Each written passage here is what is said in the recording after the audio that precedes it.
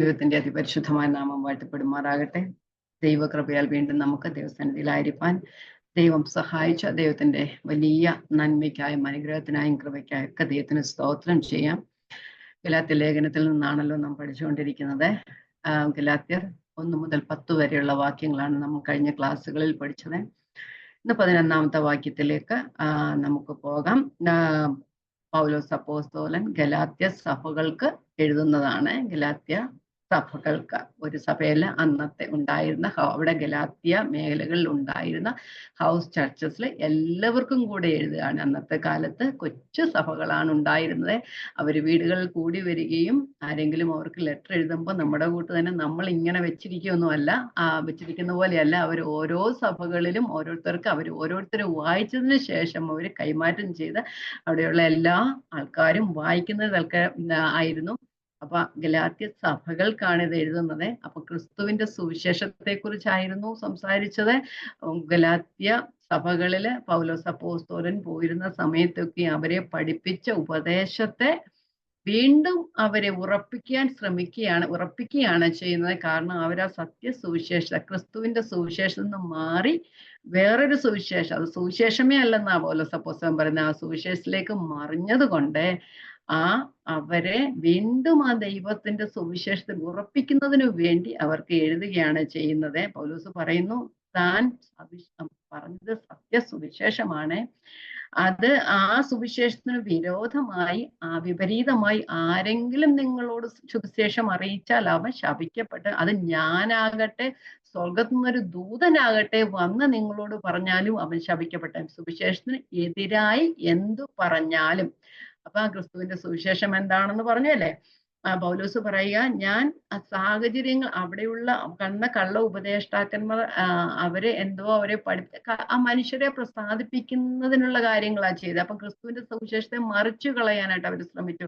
ആ സുവിശേഷത്തെ മാറ്റി സുവിശേഷം അല്ലാത്തൊരു സംഗതി അവരോട് പറയുവാനായിട്ട് ഇടയായി തീർന്നു. അപ്പൊ പൗലോസ് പറയാം, താൻ സാഹചര്യങ്ങൾക്കനുസരിച്ച് മാറുന്നവനല്ല. അപ്പൊ അങ്ങനെയാണെങ്കിൽ മനുഷ്യരെ പ്രസാദിപ്പിക്കാൻ വേണ്ടി ഞാൻ സാഹചര്യങ്ങൾക്കനുസരിച്ച് മാറിയാൽ എനിക്ക് ദൈവത്തെ പ്രസാദിപ്പാനും കഴിയുകയില്ല, എനിക്ക് ക്രിസ്തുവിന്റെ ദാസനായിരിക്കാനും കഴിയുന്നില്ല. അങ്ങനെ പൗലോസ് 10ാം വാക്യത്തിൽ ഇങ്ങനെ പറയുന്നു, ഇപ്പോൾ ഞാൻ മനുഷ്യരെയോ ദൈവത്തെയോ പ്രസാദിപ്പിക്കുന്നു, അല്ല ഞാൻ മനുഷ്യരെ പ്രസാദിപ്പാൻ നോക്കുന്നുവോ? ഇന്ന് ഞാൻ മനുഷ്യരെ പ്രസാദിപ്പിക്കുന്നു എങ്കിൽ ക്രിസ്തുവിന് ദാസനായിരിക്കില്ല. നമ്മളോട് ഓരോരും ദൈവത്തിന്റെ ആത്മാവ് ഇങ്ങനെ തന്നെയാണ് പറയുന്നത്, നമ്മൾ മനുഷ്യരെയാണോ ദൈവത്തെയാണോ പ്രസാദിപ്പിക്കുന്നത്? മനുഷ്യരെ പ്രസാദിപ്പിക്കുകയാണെങ്കിൽ നമ്മൾ ദൈവത്തെ പ്രസാദിപ്പാൻ കഴിയുകയില്ല, ക്രിസ്തുവിന് ദാസനായിരിക്കാനും കഴിയുകയില്ല. നമുക്ക് 11ാമത്തെ വാക്യത്തിലേക്ക് പോകാം. 11ാമത്തെ വാക്യം, സഹോദരന്മാരെ, ഞാൻ അറിയിച്ച സുവിശേഷം മാനുഷികമല്ല എന്ന് നിങ്ങളെ ഓർപ്പിക്കുന്നു. അപ്പൊ ആ പൗലോസ് പറയുകയാണ്, ഞാൻ നിങ്ങളോട് പറഞ്ഞ ഒന്നും മാനുഷികമായ എൻ്റെ വാക്കുകളൊന്നും അല്ല, മനുഷ്യ സുവിശേഷം അല്ല ഞാൻ പറഞ്ഞത്. അതെ, ക്രിസ്തുവിന്റെ സുവിശേഷമാണ് ഞാൻ നിങ്ങളോട് പറഞ്ഞത്. ഞാൻ അറിയിച്ച സുവിശേഷം മാനുഷികമല്ല എന്ന് നിങ്ങളെ വീണ്ടും ഓർപ്പിക്കുക. ഞാൻ നിങ്ങളോട് പറഞ്ഞ കാര്യങ്ങൾ നമുക്ക് കഴിഞ്ഞ ക്ലാസ്സിൽ പറഞ്ഞു, ഏത് സഭയിലും ഞാൻ എപ്പോഴും ഉപദേശിക്കുന്ന ക്രിസ്തുവുള്ള എൻ്റെ വഴികൾ അവൻ നിനക്ക് ഉറപ്പിച്ചു തരുമെന്നൊക്കെ അല്ലേ പറഞ്ഞു, ഓർമ്മിപ്പിച്ചു തരുമെന്ന് പറഞ്ഞു. ഏത് സഭകളിലും പൗലോസ് ഒരേ സുവിശേഷമാണ് പറഞ്ഞത്. അത് സുവിശേഷം ഒന്നേ ഉള്ളൂ, ആ സുവിശേഷമാണ് പറഞ്ഞത്. അതിൽ നിന്ന് അപ്പുറം ഇപ്പുറം മാറുവാനായിട്ട് പൗലോസ് ആഗ്രഹിച്ചതേ ഇല്ല. അപ്പൊ ആ സുവിശേഷം തന്നെയാണ് പറഞ്ഞത്. അപ്പം അവിടെ വേറെ ട്രാൻസ്ലേഷൻ പറയുന്നത്, അത് മാനുഷികമായ ഉണ്ടാക്കിയ കഥകളൊന്നും അല്ല, ഇത് മെയ്ഡപ്പ് സ്റ്റോറീസ് ഒന്നും അല്ല, ഇത് തികച്ചും ദൈവികമാണ്, ദൈവത്തിന്റെ ശക്തിയാൽ ഉളവാകുന്നതാണ്. സുവിശേഷം എന്ന് പറയുന്നത് ഒരു മനുഷ്യൻ വിശ്വസിക്കാൻ കഴിയണമെങ്കിൽ പറയുന്നവരുടെ മിടുക്കൊന്നും അല്ല, ആ പറയുന്ന വാക്ചാതുര്യമൊന്നും അല്ല, ദൈവത്തിന്റെ ശക്തിയാലാണ് ആ സുവിശേഷം നമുക്ക് മനസ്സിലാക്കുവാനായിട്ട് ഇടയായിത്തീരുന്നത്. അങ്ങനെയല്ലേ റോമാലേഖനം പറയുന്നത്? ആ ദൈവം യഹൂദനെന്ന് യവനെന്ന് ഒരു വ്യത്യാസമില്ല, എല്ലാം രക്ഷയ്ക്കായി ദൈവശക്തിയാണെന്നാ പറയുന്നത്. വായിച്ചു നോക്കാം നമുക്ക്. റോമാലേഖനം 1-ന്റെ 16-ഉം 17-ഉം വാക്യങ്ങൾ അറിയാവുന്ന വാക്യങ്ങളാ. പൗലോസ് പറയാ, സുവിശേഷത്തെ കുറിച്ച് എനിക്ക് ലജ്ജയില്ല. 16, വിശ്വസിക്കുന്ന ഏവനും ആദ്യ യഹൂദനും പിന്നെ യവനനും അത് രക്ഷയ്ക്കായി ദൈവശക്തിയാകുന്നുവല്ലോ. അപ്പൊ രക്ഷയ്ക്കായിട്ട് ദൈവശക്തിയാ. അത് യഹൂദനൊന്നും ഇല്ല, സ്ത്രീയൊന്നും ഇല്ല, പുരുഷനൊന്നും ഇല്ല, ഏത് ജാതിയൊന്നും ഇല്ല, എല്ലാവർക്കും ഒരുപോലെ ആ ദൈവശക്തിയാലാണ് അത് രക്ഷയ്ക്കായി വ്യാപരിക്കുന്നത്. അതിൽ ദൈവത്തിന്റെ നീതി വിശ്വാസം ഹേതുവായിട്ടും വിശ്വാസനായിക്കൊണ്ടും വെളിപ്പെടുന്നു. അത് ആ വിശ്വാസം നമ്മൾ വിശ്വസിച്ചാൽ മാത്രം മതി. ആ വിശ്വാസം ദൈവമാ തരുന്നത്. അത് നീതിമാൻ വിശ്വാസാൽ ജീവിക്കുമെന്ന് എഴുതിയിരിക്കുന്നുവല്ലോ. പഴയ നിയമം ഇങ്ങനെ പറഞ്ഞു, നീതിമാൻ വിശ്വാസാൽ ജീവിക്കും. ന്യായപ്രമാണത്തിന്റെ അത് വിശ്വസിക്കുന്നവൻ അതിനാൽ ജീവിക്കുമെന്ന് പറഞ്ഞതുപോലെ തന്നെ നാം ദൈവത്തിൽ വിശ്വസിച്ചാൽ നാം അതിനായി ജീവിക്കാനായിട്ട് ഇടയായിത്തീരും. അതുകൊണ്ട് ദൈവശക്തിയാലാണ് സകലവും നടക്കുന്നത്. മാനുഷികമായ ഒരു കഴിവുകൊണ്ടും അത് നടക്കുവാനായിട്ട് കഴിയുകയില്ല. അപ്പം ആ മാനുഷിക വാക്കുകൾക്ക് ഒരു പ്രസക്തിയുമില്ല. ആരറിയിച്ചു എന്നതല്ല, എന്തറിയിച്ചു എന്നതാണ് അതിന്റെ മഹാത്മ്യം എന്ന് പറയുന്നത്. റോമാലേഖനം 15:1 മുതൽ 5 വരെയുള്ള വാക്യങ്ങളില് താൻ ഗ്രഹിച്ച സുവിശേഷം എന്താണെന്ന് പറയുന്നുണ്ട്. എന്ത് സുവിശേഷമാണ് താൻ ഗ്രഹിച്ചതെന്ന് പറയുന്നുണ്ട്. ഞാൻ വായിക്കാം. 1 കൊരിന്ത്യർ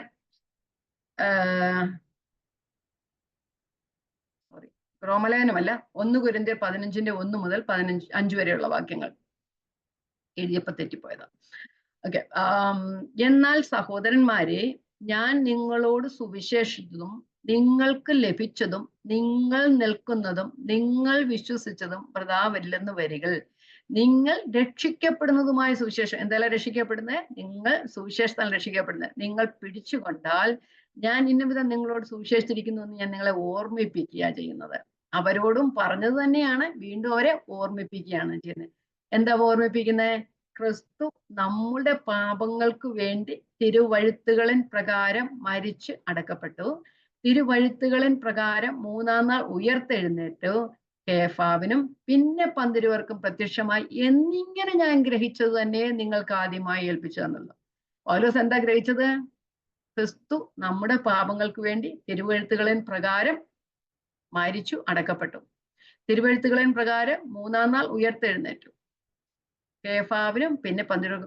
തിരുവഴുത്തിന് പ്രകാരം എന്ന് പറയുന്നതിന് കാരണം പഴയ നിയമങ്ങളിൽ എഴുതിയിരുന്നതായിരുന്നു അല്ലേ? ക്രിസ്തു മശിഹ വരികയും നിങ്ങളുടെ പാപങ്ങൾക്ക് വേണ്ടി മരിക്കുകയും നിങ്ങളെ രക്ഷിക്കുകയും ചെയ്യുമെന്ന്. ആ തിരുവഴുത്തുകളിൻ പ്രകാരം ഞാൻ പഴയ നിയമം പഠിച്ച ആളാ, ഞാൻ ന്യായപ്രമാണം പഠിച്ച ആളാ. ഞാൻ അവിടെ കണ്ട മശിഹയാണ് ഇവിടെ എനിക്ക് വേണ്ടി, ക്രിസ്തു നമ്മുടെ പാപങ്ങൾക്ക് വേണ്ടി മരിക്കുകയും ഉയർക്കുകയൊക്കെ ചെയ്തത്. അത് സുവിശേഷമാണ് ഞാൻ ഗ്രഹിച്ചത്. അതിലപ്പുറമായിട്ട് ഒരു സുവിശേഷവും ഇല്ല. ഇതാണ് ഞാൻ എല്ലാ സഭകളിലും ഏത് സമയത്തും ഓർപ്പിക്കുകയും ചെയ്യുന്നത് അല്ലേ? അതാണ് പൗലോസ് പറയുന്നത്. പക്ഷെ എല്ലാവരും ആ സുവിശേഷം കൈക്കൊള്ളണമെന്ന് നിർബന്ധമില്ല. യെശയ്യാവ് പറയുന്നു, കർത്താവേ ഞങ്ങൾ കേൾപ്പിച്ചത് ആര് ഗ്രഹിക്കും അല്ലേ? എല്ലാവരും അതൊന്നും അനുസരിച്ചിട്ടൊന്നുമില്ല. അത് അവർക്ക് കാണാതെ റോമാലേഖനം ഇങ്ങനെ പറയുന്നുണ്ട്, അവരുടെ കർത്താവ് ഇന്നുവരെ അവർക്ക് ഗാഠനിദ്രയും കാണാത്ത കണ്ണും കേൾക്കാത്ത ചെവിയും കൊടുത്തിരിക്കുന്നുവല്ലോ അല്ലേ?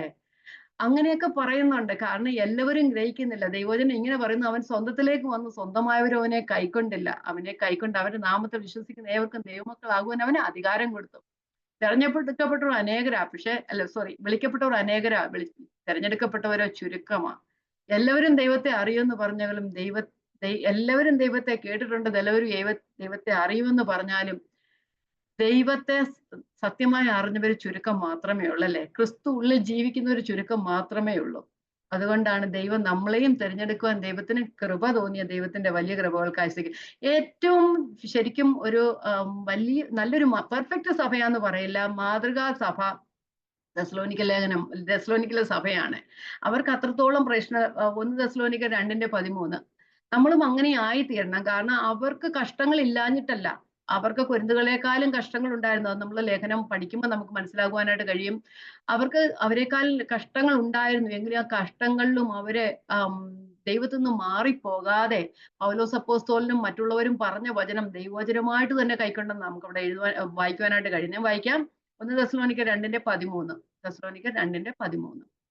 ഞങ്ങൾ പ്രസംഗിച്ച വചനം ദൈവവചനം നിങ്ങൾ കേട്ടു, മനുഷ്യന്റെ വചനമായിട്ടല്ല, സാക്ഷാൽ ആകുന്നത് പോലെ ദൈവവചനമായിട്ട് തന്നെ കൈക്കൊണ്ടതിനാൽ ഞങ്ങൾ ദൈവത്തെ ഇടവിടാതെ സ്തുതിക്കുന്നു. വിശ്വസിക്കാൻ നിങ്ങൾ അത് വ്യാപരിച്ചു കൊണ്ടിരിക്കുന്നു. ഒന്നുകൂടെ വായിക്കാം, ശ്രദ്ധിച്ചു കേട്ടോ. ഞങ്ങൾ പ്രസംഗിച്ച ദൈവവചനം നിങ്ങൾ കേട്ടു. അത് നമ്മളെ നമ്മളോട് തന്നെയാ സംസാരിക്കുന്ന രീതിയിൽ ഒന്ന് വായിച്ചു നോക്കിയേ. ഞങ്ങൾ പ്രസംഗിച്ച ദൈവവചനം നിങ്ങൾ കേട്ടു, മനുഷ്യന്റെ വചനമായിട്ടല്ല, സാക്ഷാൽ ആകുന്നത് പോലെ ദൈവവചനമായിട്ട് തന്നെ കൈക്കൊണ്ടതിനാൽ ഞങ്ങൾ ദൈവത്തെ ഇടവിടാതെ സ്തുതിക്കുന്നു. വിശ്വസിക്കുന്ന നിങ്ങളിൽ അത് വ്യാപരിച്ചുകൊണ്ടിരിക്കുന്നു. ദൈവവചനം എല്ലാവരും കേൾക്കും, എല്ലാവരും വിശ്വസിക്കുമെന്ന് പറയുന്നുണ്ട്, എല്ലാവരും കാണാൻ പഠിക്കും. പക്ഷേ ഇവിടെ എന്താ സംഭവിക്കുന്നത്? വിശ്വസിക്കുന്ന നിങ്ങളിൽ അത് വ്യാപരിച്ചു കൊണ്ടേയിരിക്കുന്നു. അത് അന്ന് കേട്ട വചനം ഇന്നും വ്യാപരിച്ചു കൊണ്ടിരിക്കും. ദൈവത്തിന്റെ വചനം ജീവനും ചൈതന്യമുള്ളതാണ്. മനുഷ്യന്റെ വാക്കുകളല്ല, അത് ജീവനുള്ള വചനമാണ്. അതുകൊണ്ട് വിശ്വസിക്കുന്ന നിങ്ങൾ, അത് പ്രസന്റ് ടെൻസാ, കണ്ടിന്യൂസ് പ്രസന്റ് കണ്ടിന്യൂസിലാ പറഞ്ഞേക്കുന്നത്. വിശ്വസിക്കുന്ന നിങ്ങളിൽ അത് വ്യാപരിച്ചു കൊണ്ടേയിരിക്കുന്നു. ദൈവത്തിന് സ്തോത്രം. ഓക്കെ. അപ്പൊ ആ പൗലോസ് പറഞ്ഞ വചനം അവര് ദൈവവചനമായിട്ട് കൈക്കൊണ്ട്, അതുകൊണ്ട് അവര് എത്രത്തോളം പ്രശ്നം ഉണ്ടായെങ്കിലും അവരതിൽ നിന്ന് മാറിപ്പോകാനായിട്ട് ഇടയായി തീർന്നില്ല.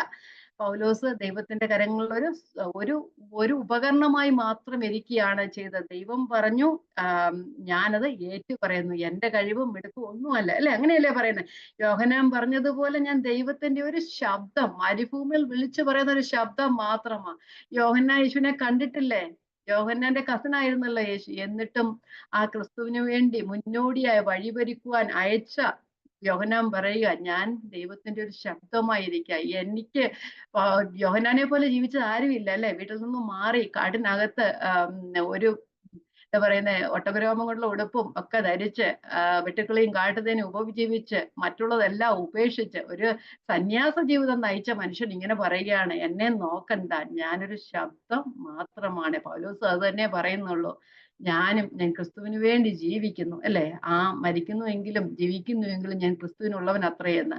അപ്പൊ ഓരോ വചനവും നമ്മളും പഠിക്കുമ്പോൾ നമ്മളും ആ രീതിയിലായി തീരുവാനായിട്ട് നമുക്ക് നോക്കാം.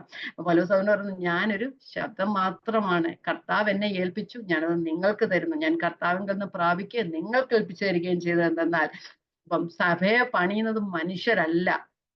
മനുഷ്യർ കെട്ടിടങ്ങൾ പറയും, സഭാഗോളുകൾ പണിയും, ഓരോന്നൊക്കെ പണിഞ്ഞുകൊണ്ടേയിരിക്കും. പക്ഷെ സഭയെ പണിയുന്ന ആരാ? ക്രിസ്തുവാ. അതിന് ആ യേശു ക്രിസ്തു എന്ന അടിസ്ഥാനത്തിന്മേൽ പണിഞ്ഞിരിക്കുന്നതും ആ അപ്പോസ്തലന്മാരാൽ എല്ലാം ആ ഓരോ കല്ലുകളും മേലോട്ട് അടുക്കി നമ്മളോടുകൂടെ പണിയപ്പെടുന്നതുമായ ഒരു ദൈവത്തിന്റെ ആലയമാ സഭ എന്ന് പറയുന്നത്, അല്ലേ? അപ്പൊ അതിനെ ഇടിച്ചു കളവാൻ അനേകരുണ്ട്. പക്ഷെ സത്യസുവിശേഷം അവരെ പണിയുവാനാണ് ഉപയോഗിക്കുന്നത്.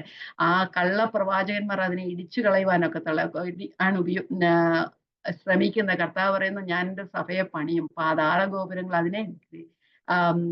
അതിനെ തകർക്കുവാൻ കഴിയുന്നതല്ല എന്ന് പറയുന്നുണ്ട്. അപ്പം അതുകൊണ്ട് നമ്മള് ആ ദൈവവചനം സത്യമായി സുവിശേഷിക്കുന്നവർ ദൈവത്തിന്റെ ഭവനത്തെ അല്ലെങ്കിൽ ദൈവ ആലയത്തെ പണിയുന്നവരാണ്. അതിനെ ഇടിച്ചു കളയുന്നവരെ സാത്താന്റെ ദൂതന്മാരാണ്. പൗലോസ് പറയാ, ഞാൻ അങ്ങനെയൊന്നുമല്ല. ഞാൻ ഞാൻ സുവിശേഷിക്കുന്ന ഈ വചനം മാനുഷികമല്ല എന്ന് ഞാൻ നിങ്ങളെ ഓർമ്മിപ്പിക്കുകയാണ് ചെയ്യുന്നത്. ഓക്കെ. ഇനി നമുക്ക് 12ാമത്തെ വാക്യത്തിലേക്ക് പോകാം. 12ാമത്തെ വാക്യം. അത് ഞാൻ മനുഷ്യരോട് പ്രാപിച്ചിട്ടില്ല, പഠിച്ചിട്ടുമില്ല, യേശുക്രിസ്തുവിന്റെ വെളിപ്പാടിനാൽ അത്രേ എനിക്ക് ലഭിച്ചത്, അല്ലേ? അതേ പ്രാപിച്ചത്. അത് ഞാൻ മനുഷ്യരോട് പഠിച്ചിട്ടില്ല. ആദ്യം തന്നെ പൗലോസ് ഇങ്ങനെ എന്താ ഗലാത്യ ലേഖനം തുടങ്ങുന്നത് എങ്ങനെയാ? 1:1 കണ പിടിച്ചല്ലേ? മനുഷ്യരിൽ നിന്നല്ല, മനുഷ്യരാരുമല്ല, യേശുക്രിസ്തുവിനാലും അവനെ മരിച്ചവരുടെ ഇടയിൽ നിന്ന് ഉയർപ്പിച്ച പിതാവാല ദൈവത്താൽ അത്രേ എനിക്കിത് ലഭിച്ചിരിക്കുന്നത്. കൊരിന്ത്യലേഖനം 12 പറയുന്നുണ്ട്, എനിക്ക് അനേകം വെളിപ്പാടുകൾ ഉണ്ടായിട്ടുണ്ട്, പ്രശംസിക്കുന്നതിനാൽ എനിക്ക് പ്രയോജനമില്ല എങ്കിലും. 2 കൊരിന്ത്യർ 12:1. പ്രശംസിക്കുന്നതിനാൽ എനിക്ക് പ്രയോജനമില്ല എങ്കിലും എനിക്ക് ആവശ്യമായിരിക്കും. ഞാൻ കർത്താവിന്റെ ദർശനങ്ങളെയും വെളിപ്പാടുകളെയും കുറിച്ച് അനേകം വെളിപ്പാടുകൾ ഉണ്ടായി. പക്ഷെ അത് ഒന്നും മനുഷ്യരിൽ നിന്നും അല്ല, മനുഷ്യരാലുമല്ല, യേശു ക്രിസ്തുവിനാലും അവനെ മരിച്ചവരുടെ ഇടയിൽ നിന്ന് ഉയർപ്പിച്ച കർത്താവിനാൽ ദൈവത്താലും അത്രേ ലഭിച്ചത്. കാരണം പറയാം, മനുഷ്യരോട് ഞാൻ പ്രാപിച്ചിട്ടില്ല, അതെനിക്ക് ലഭിച്ചത് ദൈവത്തിന്റെ അരുളപ്പാടിനാലാണ്. നമുക്ക് അതുപോലെ തന്നെ ഗലാത്യർ 2-ാം അധ്യായത്തിൽ ഇങ്ങനെ നമുക്ക് കാണുവാനായിട്ട് കഴിയും. ഗലാത്യർ 2:ന്റെ പറയുന്ന, പ്രമാണികളായവരും അവർ പണ്ട് എങ്ങനെയുള്ളവരായിരുന്നാലും എനിക്ക് ഏതുമില്ല. അപ്പൊ അവര് ഒന്നും എനിക്ക് ഗ്രഹിപ്പിച്ച് തന്നിട്ടില്ല. പ്രമാണികൾ എന്ന് പറയുന്ന കർത്താവിന്റെ സുവിശേഷ അപ്പോസ്തലന്മാരെ കുറിച്ചാ പറയുന്നത്. യേശുവിന്റെ അപ്പോസ്തലന്മാരായിരുന്നവരുടെ അടുക്കൽ പോയതിനെ കുറിച്ചാ പറയുന്നത്. അത് പത്രോസും യോഹന്നാനും ഒക്കെ ഉൾപ്പെട്ടവരെ കുറിച്ചാ പറയുന്നത്. അവരാരും എനിക്ക് പ്രമാണികളൊന്നും എനിക്ക് പറഞ്ഞു തന്നിട്ടില്ല എന്ന് പറയുന്നുണ്ട്. എഫെസ്യ ലേഖനം 3-ാം അധ്യായത്തിൽ താൻ പറയുന്നുണ്ട്, ഇത് ദൈവത്തിന്റെ കരുണയാലാ എനിക്ക് ലഭിച്ചത്. ഒന്ന് വായിച്ചു നോക്കാം. എഫെസ്യർ 3:3 മുതലുള്ള വാക്യങ്ങള്. എനിക്കിതൊന്നും മാനുഷികമായി ലഭിച്ചതല്ല, ഇതെല്ലാം എന്റെ ദൈവത്തിന്റെ കൃപയാലും കരുണയാലും ലഭിച്ചതാണ്. ഞാൻ 3:3 ഞാൻ മീതെ ചുരുക്കത്തിൽ എഴുതിയതുപോലെ വെളിപ്പാടിനാൽ എനിക്ക് ഒരു മർമ്മം അറിയാൻ വന്നു എന്ന് നിങ്ങൾ കേട്ടിട്ടുണ്ടല്ലോ. നിങ്ങൾ അത് വായിച്ചാൽ ക്രിസ്തുവിനെ സംബന്ധിച്ചുള്ള മർമ്മത്തിൽ എനിക്കുള്ള ബോധം നിങ്ങൾക്ക് ഗ്രഹിക്കാം. ആ മർമ്മം ഇപ്പോൾ അവന്റെ വിശ്വസ്ത അപ്പോസ്തലന്മാർക്കും പ്രവാചകന്മാർക്കും ആത്മാവിനാൽ വെളിപ്പെട്ടതുപോലെ പൂർവ്വകാലങ്ങളിൽ മനുഷ്യർക്ക് വെളിവായിരുന്നില്ല. അതിനെക്കുറിച്ച് താൻ പറയുന്നത് എന്താണെന്ന് പറയുന്നു 6-ാം വാക്യം. അതോ ജാതികൾ സുവിശേഷത്താൽ ക്രിസ്തുയേശുവിൽ കൂട്ടവകാശികളും ഏക ശരീരസ്ഥരും വാഗ്ദത്തത്തിന് പങ്കാളികളും ആകണം എന്നുള്ളത് തന്നെ. ആ സുവിശേഷത്തിന് ഞാൻ അവന്റെ ശക്തിയുടെ വ്യാപാര പ്രകാരം എനിക്ക് ലഭിച്ച ദൈവത്തിന്റെ കൃപാദാനത്താൽ ശുശ്രൂഷക്കാരനായി തീർന്നു. ആ സുവിശേഷത്തിന് ഞാൻ അവന്റെ ശക്തിയുടെ വ്യാപാര പ്രകാരം എനിക്ക് ലഭിച്ച ദൈവത്തിന്റെ കൃപാദാനത്താൽ ശുശ്രൂഷക്കാരനായി തീർന്നു. 2 കൊരിന്ത്യർ 4:1 എന്നാ പറയുന്നത്, ദൈവത്തിന്റെ കൃപയാൽ എനിക്ക് ശുശ്രൂഷകനായി തീരുവാൻ കൃപയുണ്ടായി അല്ലേ, എനിക്ക് ലഭിച്ച കൃപയാണ്. ഈ 8-ാമത്തെ വാക്യം നമുക്ക് നോക്കിയാം, 3:8. സകല വിശുദ്ധന്മാരിലും ഏറ്റവും ചെറിയവനായി എനിക്ക് ക്രിസ്തുവിന്റെ അപ്രമേയധനത്തെ കുറിച്ച് പ്രസംഗിപ്പാനും സകലവും സൃഷ്ടിച്ച ദൈവത്തിൽ അനാദികാലം മുതൽ മറഞ്ഞു കിടന്ന മർമ്മത്തിന്റെ വ്യവസ്ഥ ഇന്നതെന്ന് എല്ലാവർക്കും പ്രകാശിപ്പാനുമായി ഈ കൃപ. അത്രയും വാക്യങ്ങൾ വായിച്ചതിനകത്ത് ദൈവത്തിന്റെ കൃപയെന്നല്ലാതെ പൗലോസിന് പറയുവാനായിട്ട് ഒന്നുമില്ല. സകലവും ദൈവത്തിന്റെ കൃപയാ. ആ 7-ാമത്തെ വാക്യം, ദൈവത്തിന്റെ കൃപാദാനത്താൽ ഞാൻ ദൈവത്തിന് ശുശ്രൂഷക്കാരനായി തീർന്നു. ആ 8-ാമത്തെ വാക്യത്തിൽ നോക്കിയ സകല വിശുദ്ധന്മാരിലും, വിശുദ്ധന്മാരാരാ? വിശ്വാസികൾ എന്നുള്ള ഇതേ ഉള്ളു അല്ലെ.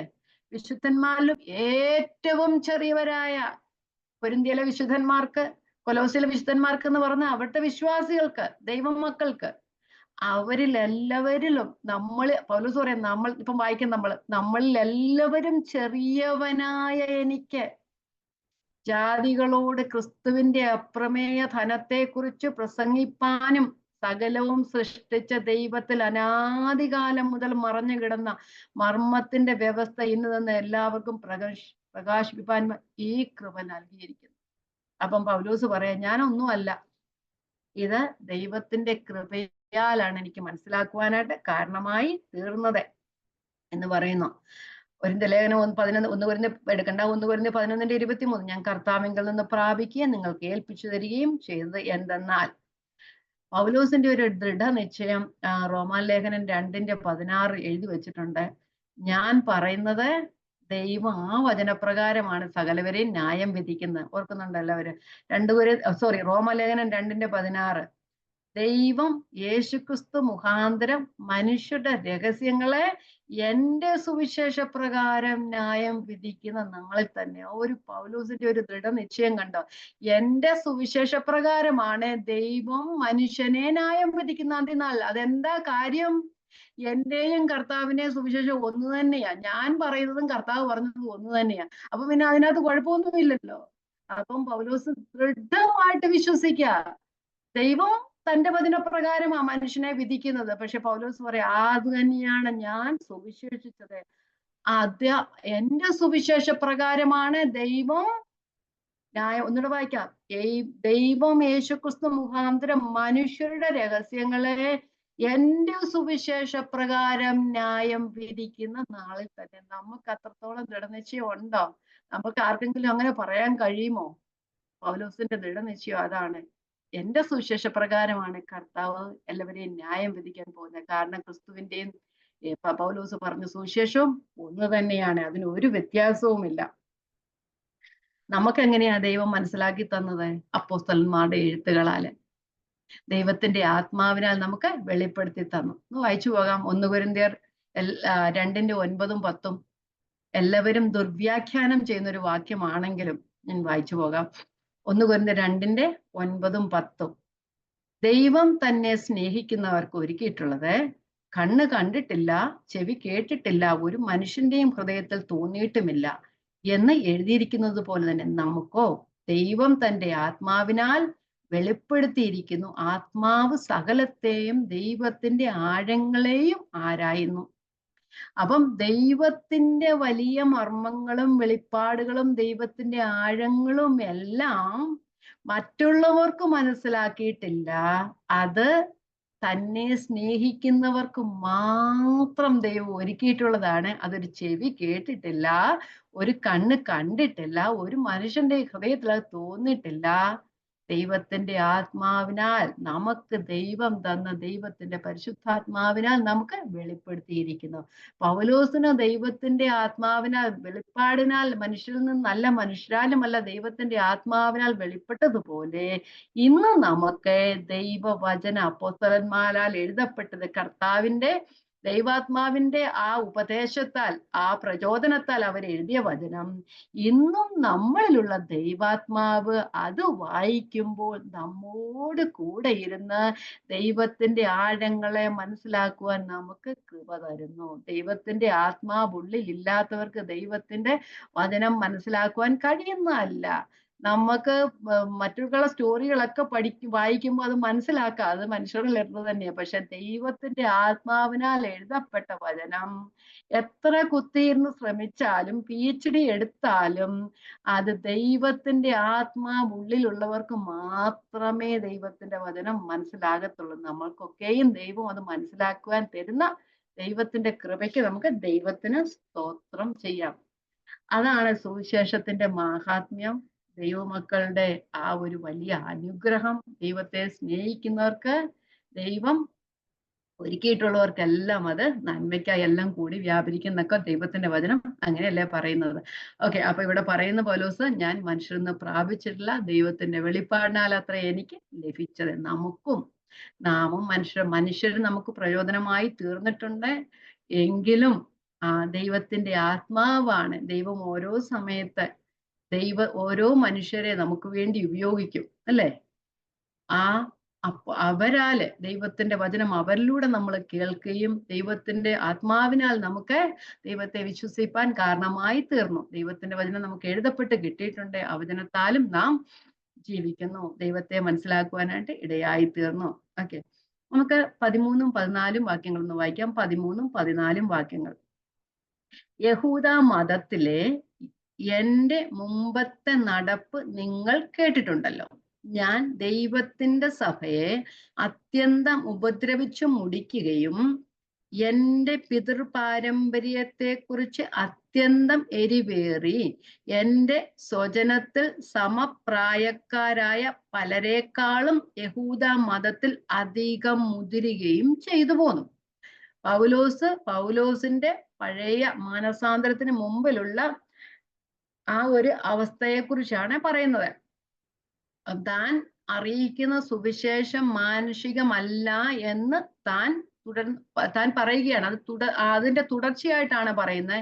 യഹൂദ മതത്തിൽ എന്റെ നടപ്പ് നിങ്ങൾ കേട്ടിട്ടുണ്ടല്ലോ, അല്ലേ? പൗലോസിന്റെ ആ ഒരു മാനസാന്തരം അല്ലെ ആ കൺവേർഷൻ എന്ന് പറയുന്നത് മറ്റുള്ളവരിൽ നിന്നും വ്യത്യസ്തമാണ്, അല്ലേ? അതുകൊണ്ടായിരിക്കാം ചിലപ്പോൾ പൗലോസിനെ മറ്റൊരു നിന്നും വ്യത്യസ്തനാക്കുന്നത്. ആ പൗലോസിന്റെ മാനസാന്തരം എന്ന് പറയുന്ന ക്രിസ്തീയ ചരിത്രത്തിൽ തന്നെ ഒരു സംഭവമാണ്, അല്ലേ? എല്ലാവരും പറയുന്ന ഒരു സാധന പൗലോസിന്റെ മാനസാന്തരം. എനിക്ക് പത്രോസിന്റെ മാനസാന്തരത്തെ കുറിച്ച് ആരെങ്കിലും, അത് ഞാൻ ചെറുതായിട്ട് കാണുകയല്ലേ, എല്ലാവരുടെയും മാനസാന്തരം ഒന്ന് തന്നെയാ. പക്ഷെ പത്രോസിന്റെ മാനസാന്തരത്തെ കുറിച്ച് ആരെങ്കിലും പറയുന്നത് കേട്ടിട്ടുണ്ടോ? യോഹന്നാന്റെ മാനസാന്തരത്തെ കുറിച്ച് എഴുതിയിട്ട് പോലുമില്ല, അല്ലേ? പക്ഷെ പൗലോസിന്റെ മാനസാന്തരം എന്ന് പറയുന്ന ക്രിസ്തീയ ഗോളത്തിൽ ആ വചനം എന്ന് വരെ പ്രസംഗിക്കപ്പെടുന്നു അന്ന് വരെയും പറയപ്പെടുന്ന ഒരു കാര്യമാണ് പൗലോസിന്റെ മാനസാന്തരം എന്ന് പറയുന്നത്. ഒരു ദേവദാസൻ ഇങ്ങനെയാ പറഞ്ഞത്, it was a unique conversion and Paul was a unique person. ഒരു വ്യത്യസ്തനായ ഒരു മനുഷ്യനാണ് പൗലോസ്. അതുപോലെ തന്നെ മറ്റുള്ളവരിൽ നിന്നും വ്യത്യസ്തമായ ഒരു കൺവേർഷനാണ് പൗലോസിന്റെ എന്നുള്ളത്. നമുക്ക് പൗലോസിന്റെ ഒരു മാനസാന്തരത്തിന് ശേഷം പൗലോസിന്റെ പേര് വരെ മാറുകയാണ് ചെയ്യുന്നത്. പേര് മാറിയെന്നതിന് അർത്ഥം പൗലോസിന് 2 പേരുണ്ടായിരുന്നു. ശൗൽ എന്ന് പറയുന്നത് ഒരു ഗ്രീക്ക് പദമായിരുന്നു, അല്ലെ ഗ്രീക്ക് നാമമായിരുന്നു. പൗലോസ് എന്നുള്ളത് ഒരു എബ്രായ പദവുമായിരുന്നു. പക്ഷെ പൗലോസിനെ കൺവേർഷന് മുമ്പ് വരെ ശൗൽ എന്നായിരുന്നു അറിയപ്പെട്ടിരുന്നത്. പക്ഷെ പൗലോസിന്റെ കൺവേർഷൻ, ആ മാനസാന്തരത്തിന് ശേഷം ശൗൽ എന്ന പൗലോസ് എന്നാണ് നമ്മൾ കാണുന്നത് അല്ലെ. പിന്നെല്ലാം പൗലോസ് എന്നാണ് നാം കാണുന്നത്. പിന്നെ ശൗൽ എന്നുള്ളൊരു കാര്യമേ പറയുന്നില്ല. പത്രോസിനെ കർത്താവ് പിന്നെയും ശീമോനെ എന്നൊക്കെ വിളിക്കുന്നുണ്ടല്ലേ. പക്ഷെ ഇവിടെ പൗലോസ് എഴുതുകളിലെല്ലാം നമുക്ക് പൗലോസ് എന്നാണ് കാണുന്നത്. അപ്പോസ്തല പ്രവൃത്തി 13:9 നമുക്ക് വായിച്ചു നോക്കാം. അപ്പോസ്തല പ്രവൃത്തി 13:9. അപ്പോൾ പൗലോസ് എന്ന് പേരുള്ള ശൗൽ. അപ്പം അവിടെ മുതലാണ് പൗലോസ്, ആ ശൗൽ മാറി പൗലോസായി തീരുന്നത്. അപ്പൊ അതുവരെ ദൈവത്തിന്റെ വചനത്തിൽ എഴുതി വെച്ചിട്ടുണ്ട്. ഒരു ചെറിയൊരു മാനസാന്തരം വരെ എഴുതി വെച്ചിട്ടുണ്ട്. അപ്പം പൗലോസ് കിലിക്കിയയിലെ പൗലോസിനെ കുറിച്ച് നമുക്ക് ഇച്ചിരി ഒന്ന് പഠിച്ചു പോകാം. പൗലോസ് കിലിക്കിയയിലെ തർസോസിൽ ജനിച്ചു വളർന്ന ഒരു പരീശനായിരുന്നു അല്ലെ. ഒരു എബ്രായനായിരുന്നു, ഒരു പരീശനായിരുന്നു, ഒരു റോമാ പൗരൻ കൂടി ആയിരുന്നു. എങ്ങനെയാ കിലിക്കിയയിലെ തർസോസിൽ ഒരു റോമാ പൗരൻ ഉണ്ടാകുന്നതാണ്? കിലിക്കിയ എന്ന് പറയുന്നത് റോമാ ഗവൺമെന്റ് അണ്ടറിലായിരുന്നു കൊണ്ട് അവിടെ ജനിച്ച കുഞ്ഞുങ്ങളൊക്കെ റോമാ പൗരന്മാരായിരുന്നു. ജന്മനാൽ തന്നെ ഇവിടെ അമേരിക്ക വന്നിട്ട്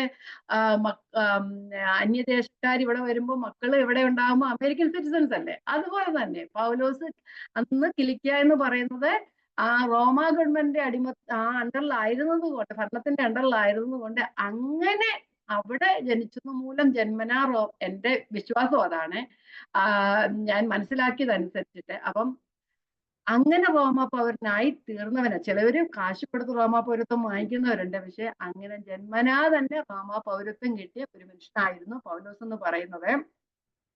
താൻ എങ്ങനെ യെരുശലേമിൽ വന്നത്? പിന്നെ ആ ഗമാലിയേൽ എന്ന് പറയുന്ന ആ മഹത് വ്യക്തിയുടെ കാൽക്കീഴിലിരുന്ന് വചനമല്ല പഠിക്കുന്ന പഠിച്ച ആളായിരുന്നു. ഒരു എന്താ പറയുന്നത്, ഒരു യൂണിവേഴ്സിറ്റി എന്നാന്ന് നമുക്കങ്ങ് പറയാം. അങ്ങനെ തന്റെ പഠനം ഗമാലിയേലിന്റെ കീഴിലായിരുന്നു, മഹത് വ്യക്തിയുടെ കീഴിലായിരുന്നു. അത് താൻ എങ്ങനെയായിരുന്നു? യെരുശലേമിലായിരുന്നു ഗമാലിയേൽ ഉണ്ടായിരുന്നത്. താൻ തർസോസിൽ നിന്ന് യെരുശലേമിലേക്ക് വരികയും അവിടെ ഗമാലിയേലിന്റെ കീഴിൽ പഠിക്കുകയും ചെയ്തിരുന്നു. പക്ഷെ അവിടെ പഠിച്ചതിന് ശേഷം തന്നെ യെരുശലേമിൽ തന്നെയാണ് ആയിരുന്നു നമുക്ക് മനസ്സിലാക്കുവാനായിട്ട് കഴിയുന്നത്. പൗലോസിന്റെ ജീവിതം നോക്കിയ പൗലോസ് ഇവിടെ തന്നെ പറയുന്നു, ഞാൻ യഹൂദ മതത്തിൽ എന്റെ നടപ്പ് നിങ്ങൾ കേട്ടിട്ടുണ്ടല്ലോ, ഞാൻ ദൈവസഭയെ അത്യന്തം മുടിക്കുകയും പിതൃ പാരമ്പര്യത്തെ കുറിച്ച് അത്യന്തം എരിവേറിയെന്നാ പറയുന്നത്. തന്റെ മതത്തെ കുറിച്ച് താൻ വളരെ എരിവുള്ളവനായിരുന്നു അല്ലെ. അങ്ങനെ എരിവുള്ളവനായിരുന്നു. പക്ഷെ പൗലോസിന് എന്താ സംഭവിച്ചത്? ഇത്രയും എരിവുള്ളവനായ മനുഷ്യൻ, യഹൂദ മതത്തിലുള്ളവൻ, എബ്രായ ജാതിക്കാരൻ, ഇസ്രായേൽ ഗോത്രക്കാരൻ എന്നൊക്കെ പറയുന്നു, പരീശൻ എന്നൊക്കെ പരീശൻ ഭയങ്കര എരിവുള്ളവനായിരുന്നു. പക്ഷെ ആ കർത്താവിന്റെ ഉയർത്തെഴുന്നേൽപ്പിന് ശേഷം അനേക യഹൂദന്മാർ ക്രിസ്ത്യാനികളായി തീർന്നപ്പോൾ താൻ ആ യഹൂദന്മാര് ക്രിസ്ത്യാനികളായത് തനിക്ക് പിടിച്ചില്ല. കാരണം താൻ മതത്തെക്കുറിച്ച് എരിവുള്ളവനായിരുന്നു. എല്ലാവരും യഹൂദനാകണമെന്നുള്ള ചിന്തയായിരുന്നായിരിക്കാം പൗലോസിന്. ഒരു എന്താ പറയുന്ന, ഒരു ഭീകരവാദിയെ പോലെയായിരുന്നു പൗലോസ്. കാരണം ഈ പ്രത്യേകിച്ച് സ്റ്റീഫന്റെ പ്രസംഗം, സ്തെഫാനോസിന്റെ പ്രസംഗത്തിന് ശേഷം മരണത്തിന് ശേഷം അല്ലെ പ്രസംഗത്താൽ അനേകം ക്രിസ്ത്യാനികളായി തീരുവാനിടയായി. പ്രത്യേകിച്ച് ഹെലനിസ്റ്റിക് ജ്യൂസ് എന്ന് പറഞ്ഞാല് യെരുശലേമിന് പുറത്ത് താമസിക്കുന്ന യഹൂദന്മാര്. ഈ സ്റ്റീഫനൊക്കെ യെരുശലേമിന് പുറത്ത് താമസിച്ചിട്ടുണ്ട്. പുള്ളി ഒരു ഹെലനിസ്റ്റിക് ജ്യൂസ് ആയിരുന്നു.